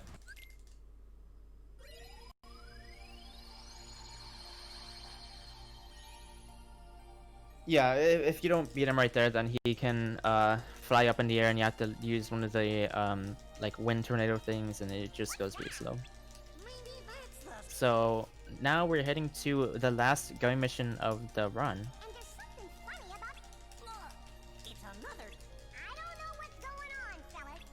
Alrighty. We'll jump in this going mission, and I'll hand it over to Crunchy. Sure, we only have one donation, and it is from me. Thank you, Crunchy. $43.37. I would just like to remind everyone that this is ASM, a speedrun marathon run by Oz Speedruns to raise money for charity. We're raising money for Beyond Blue, a charity promoting good mental health through raising awareness and reducing the stigma around these issues. If you'd like to donate, go to donate.ozspeedruns.com or use this link in the chat. We still have a couple of donation incentives left for the marathon.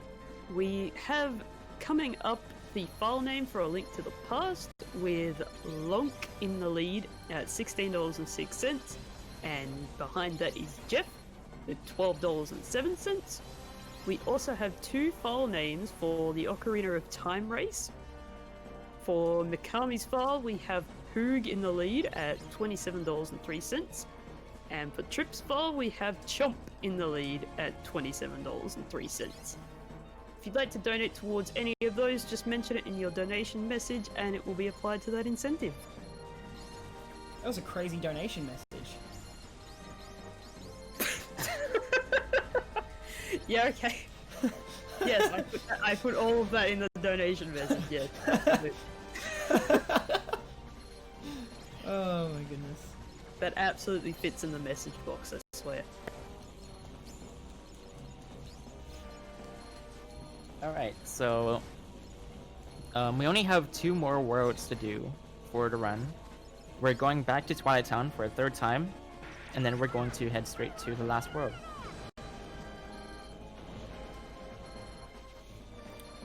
The next couple of fights are gonna be, they're pretty annoying fights. If you remember back at the start of the game, we had a fight with Leon. I said Leon doesn't like to help. A lot of the times things he does actually hinders the fight. That's pretty much the case with these next couple of fights. We've got one with Mickey Mouse, and we've got one with Axel. And both of them are very hit or miss on whether they help or hinder. So they can get annoying. We have strategies to try and control the fight. We'll just have to see how they go. I'm gonna try and get level 30 here in the Scummy for a bit of fun. Wait, what? Oh, you're gonna get Berserk? Yeah. So, if you hit level 30 in like these going missions, you get Berserk mode, and then you just like, if you get hit at all, you lose Berserk mode, but it's like this cool thing, I guess. You do tons of damage, collect all the orbs, that's great. And it just looks cool. And you become like a weird meteor thing.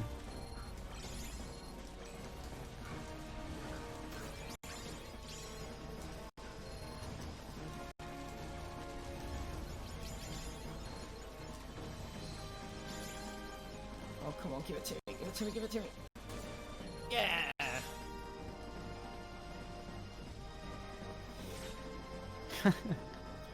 You didn't destroy the core though. No, that's impossible. Is it? With this ship, yeah. With the ships we get in any percent, I've tried. It's not possible. I also So just love this, that we can't see what's happening in the background here because of the Berserk mode. Yeah. There's like a huge cannon that's shooting at you, but you can't get hit by it at all, so it's just there for effect, I guess. Just looks cool. Where was Winnie the Pooh in all of this? He was just chilling in his book, bro. We only see him the once. I think he had. I think. Yeah, I mean. He doesn't remember anything, so. I know, he doesn't even remember us, so we're like, well, that's kind of rude, so, you know.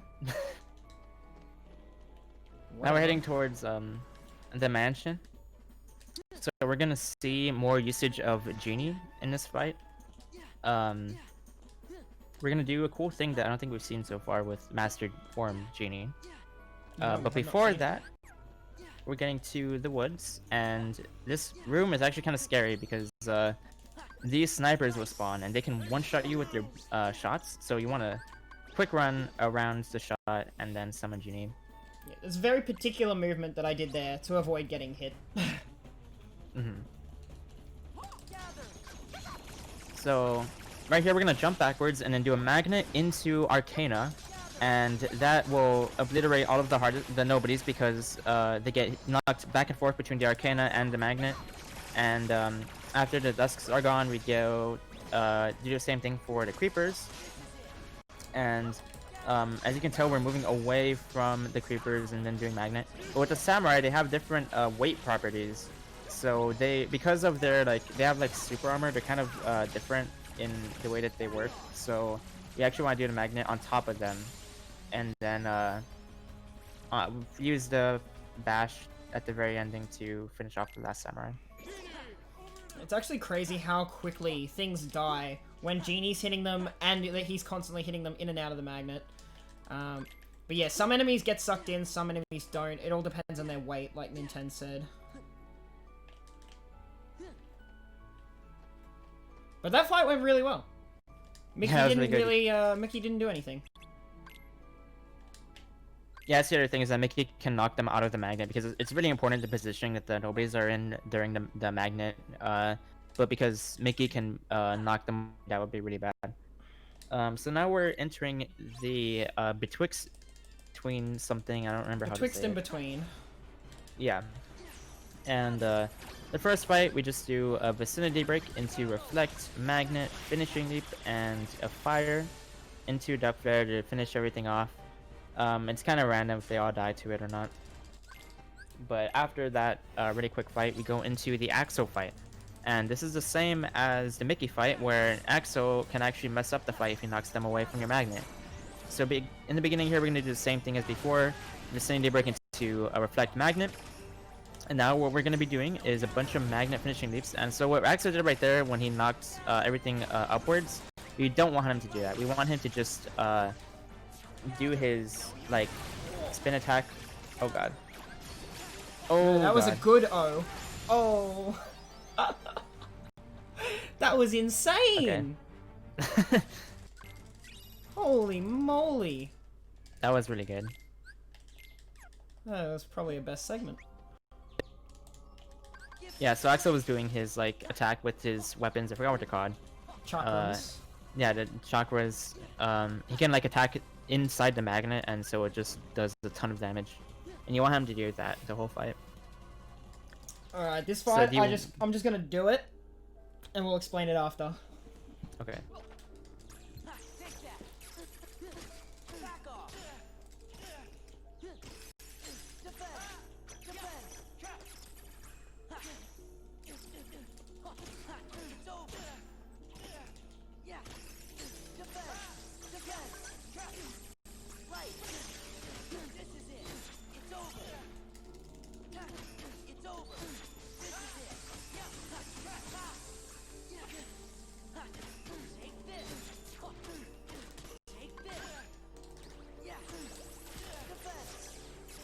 Oh, that's bad.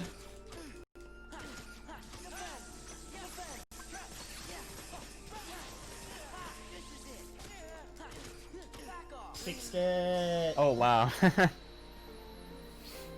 Alright.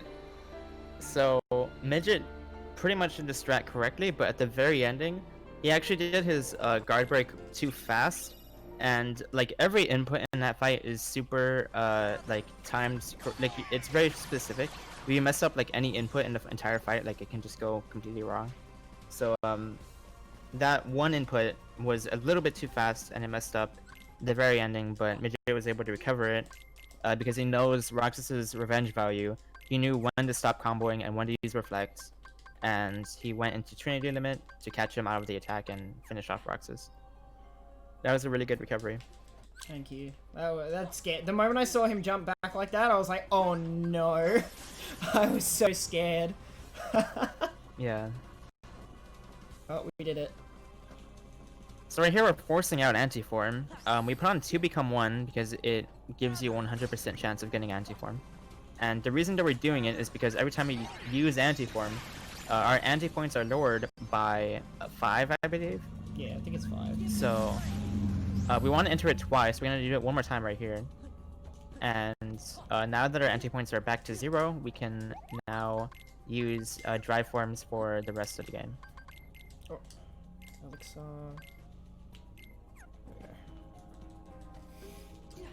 Alright, I'm gonna do the aerial finish strat here. Be safe. Do you want me to be quiet during it, or? No, you can talk. It was just Alright, Roxas. so now... It was just Roxas. Okay. So now on Zigbar, this fight's like every fight in this world is actually really hard. He's gonna do a reflect to not get hit by the first 3 shots to DRC, and now what we're gonna be doing is waiting for him to reload. He always reloads after 3 shots, 3 sets of shots. So now he's going to reload. He goes into an aerial dive, a full air combo. He does DRC of depth cleared so that it catches him right after he finishes his air combo.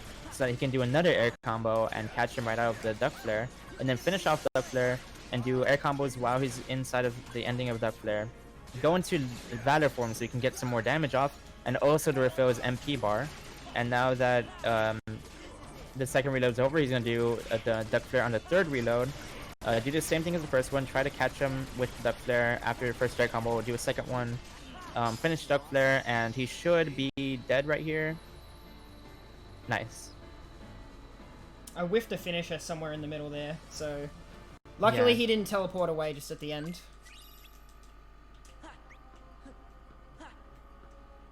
Alright, that's Zigbar. He's fun. We put on the Hero's Crest Keyblade there because of its ability, air combo boost. Because Zigbar's always in the air, you're always doing air combos on him.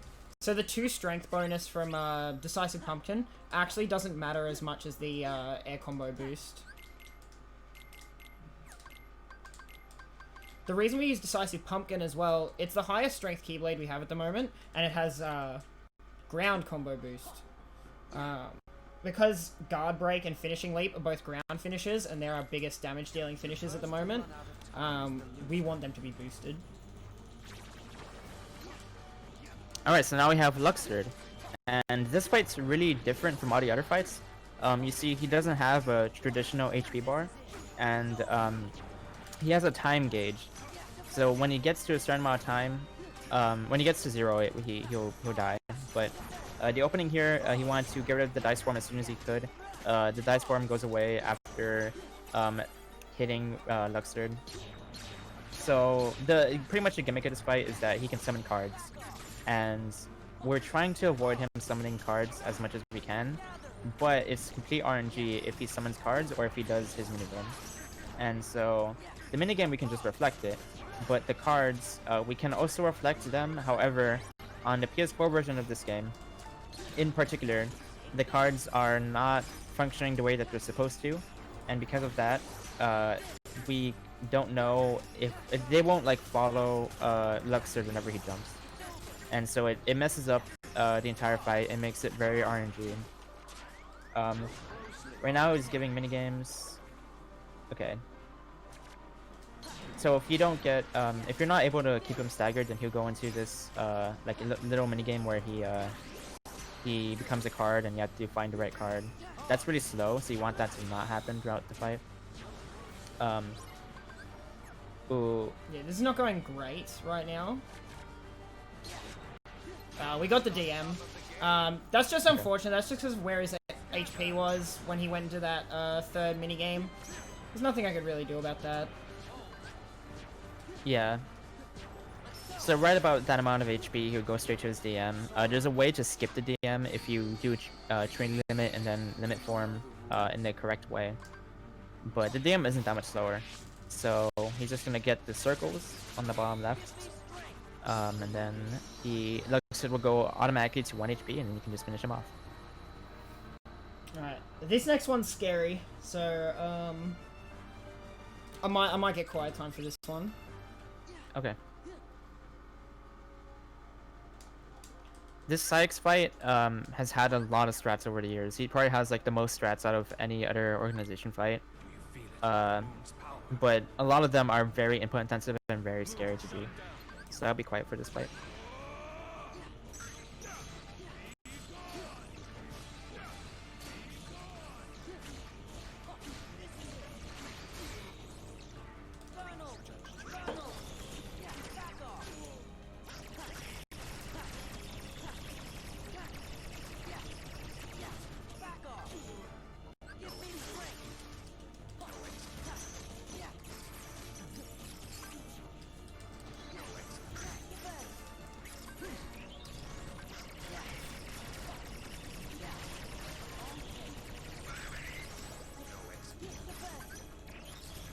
We got it. Nice. Sweet. So, basically to go over that fight, he has this Berserk bar, and he takes 1 damage from any move when he's in that Berserk mode. We knock him out of it at the start, and we basically never want him to go into it again. We do that by chaining together lots of duck flares, which just keep him staggered, and like I didn't do any sort of finishes once the bar was full. Otherwise, that means he'll go berserk. We just want to do those air hits that I did, the aerial spirals over and over. Yeah, so bosses in this game actually have like different retaliations based on if they're on the ground or in the air.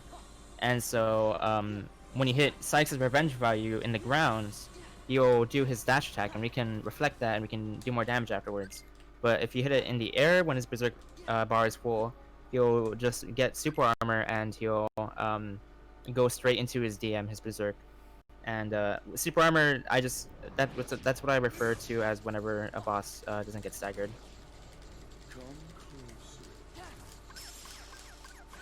So now we're on Xemnas 1. He always starts off with this RC.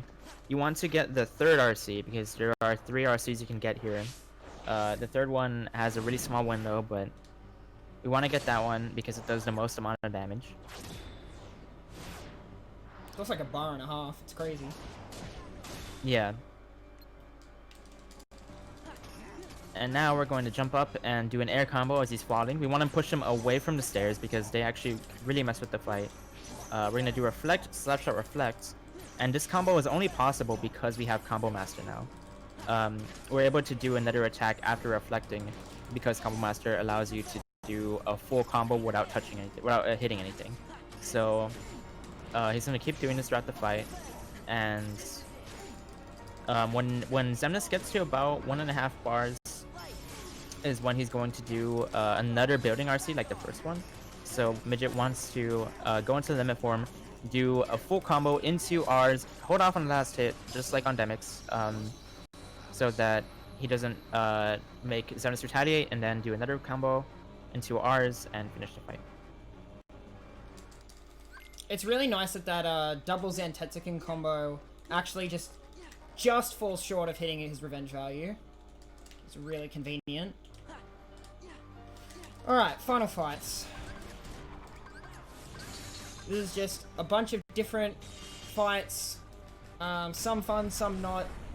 Lots of things going on here, so I'm just gonna, leave it to Ninten. And guys, thank you so much again for all your donations. I'm gonna do my best to finish this strong for you guys.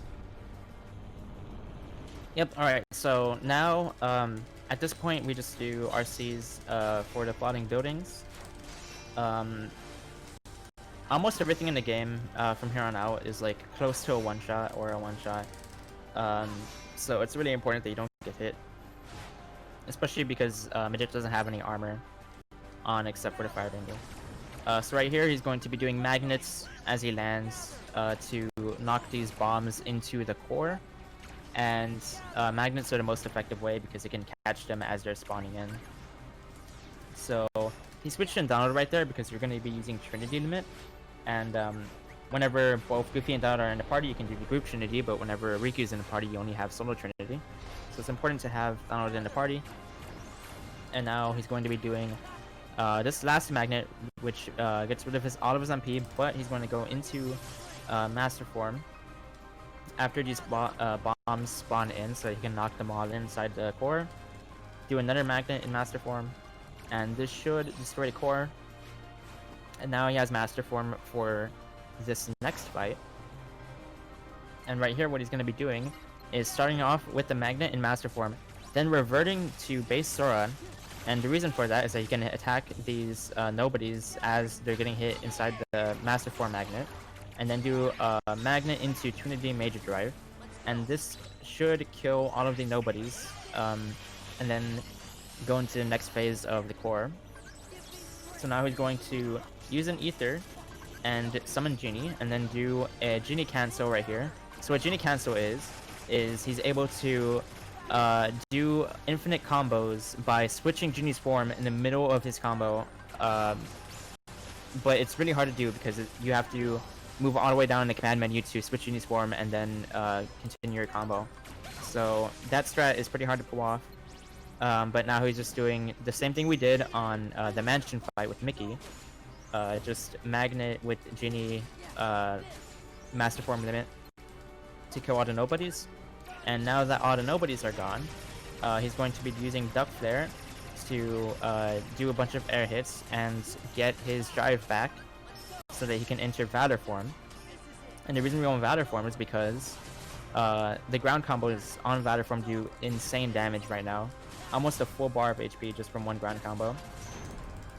Now these big like pillars are gonna come out from the sky. They one-shot. They're really scary. You have to be careful of them. I almost got hit there.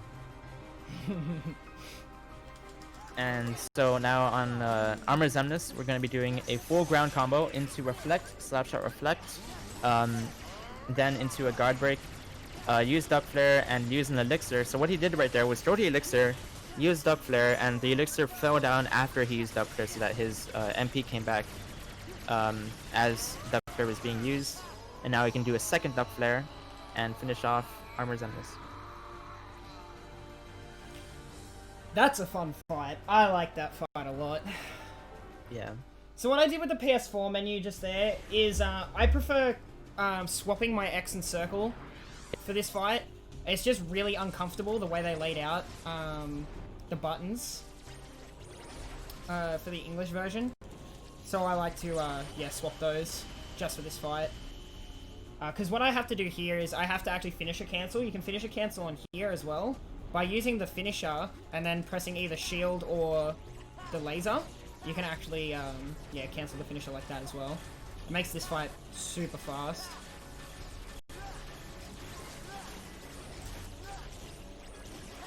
May I read a couple more donations while we do this?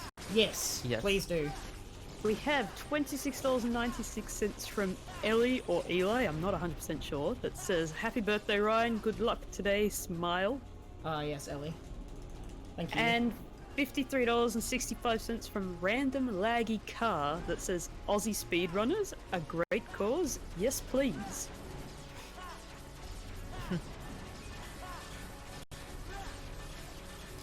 Once again, thank you so much for all the donations, guys. I can't believe we actually hit 10k.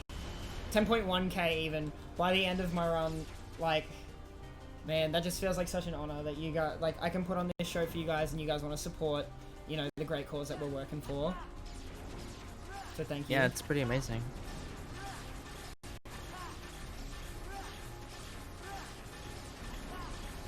So thankfully, this fight was actually faster on Final Mix. In the original version, he had like double the HP. So Yeah. even though it's still slow right now, but it's at least better.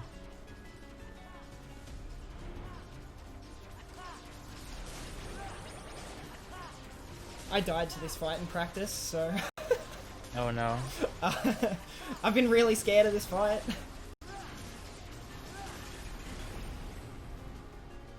Yeah, you get 3-shot by the missiles in this fight. So if you get hit by both missiles, they're kind of random if you block them or not. There's a way to block them by doing attacks, but if you get hit, it can be scary because if you get hit again, you can just die. What's actually kind of nice is because I have the fire bangle, that one defense means I can get 4-shot rather than 3-shot, which is really handy. Alright, we'll swap those buttons back around. Got a bit tongue-tied there. Alright, 2 more fights. Alrighty. So now we have Armor Zemnis 2. He has a few different phases. So at the beginning here, we're going to do a slide dash into a reflect, full combo. Use Riku's RC command to, I said reaction command. Oops. To do finishing canceling, and basically it's the same concept as Genie canceling, where we can do infinite finishers by doing Riku's attack in between our finishers. So he takes advantage of that at the start. Essentially, we're just going to be doing a lot of reflects on Armor Zemnis and pushing him to his next HP gate before he gets blown away. So right here, we're going to glide over, see what attack he does, and then react to it. So it's random what attacks Armor Zemnis is going to be doing. See right there, he knew to reflect at that point because he knows the revenge value of Armor Zemnis 2. So now he's gonna shoot out lasers, and Midget did a really risky strat, which is mashing out aerial dodge as the lasers are coming out to make this building spawn more consistent. Because if it spawns at the in the way of the other buildings, then it'll get knocked away and you'll die. But because Sora was higher up, it kind of manipulated the buildings to spawn. Okay. Oh no. That... I did not think that would hit me there. I thought I was safe there. Yeah. Well, that's unfortunate.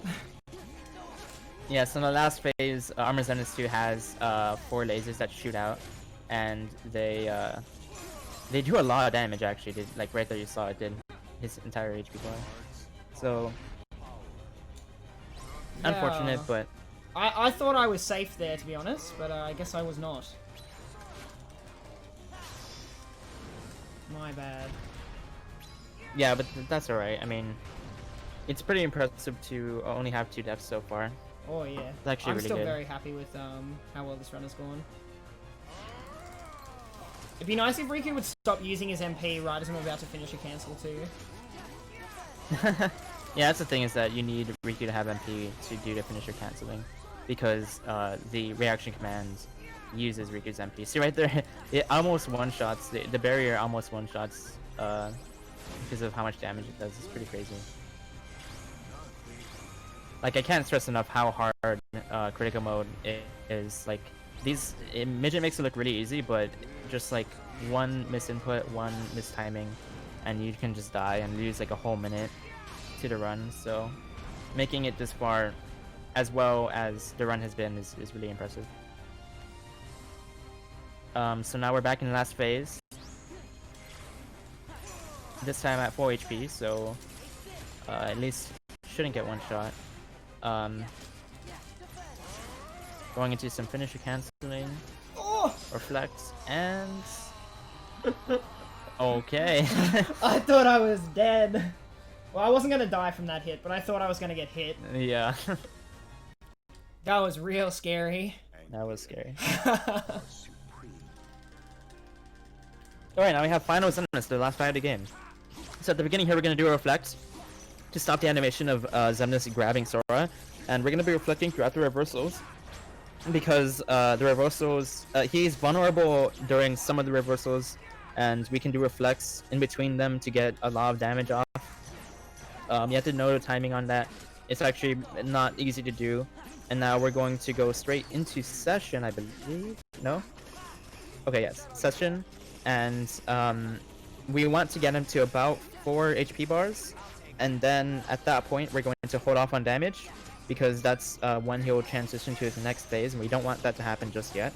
So we're going to use Limit Form into an R's, hold off on the last hit, do a full ground combo, another R's, and this combo is a bit different than what we're used to, because usually we do a full ground combo first. But now we're going to do one hit, throw an ether, do a full combo, throw another ether, and now we're going to reflect all the lasers that Xemnas shoots out. He can either shoot more lasers or grab you again, but it's random which one he does. So right now, he's in laser phase, and nice.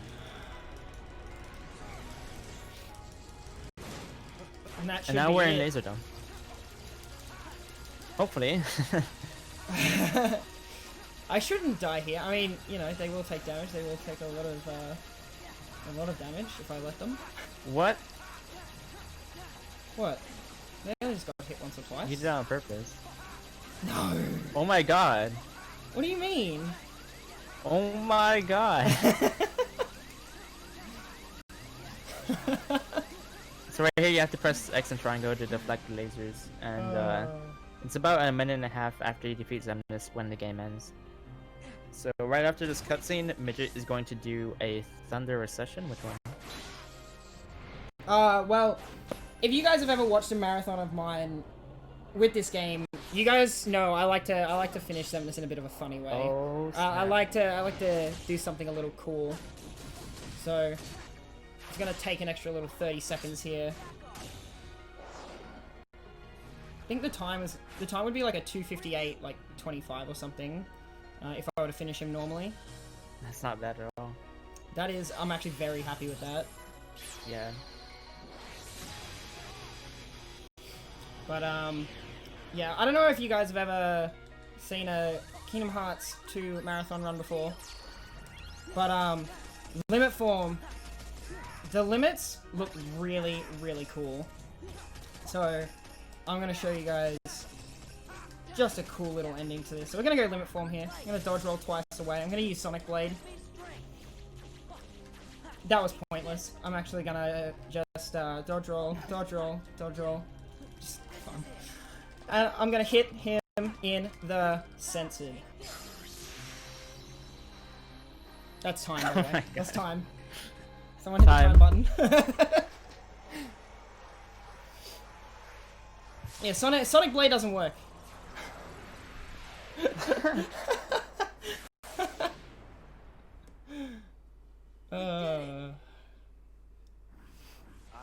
Well, that's it. That's Kingdom Hearts 2.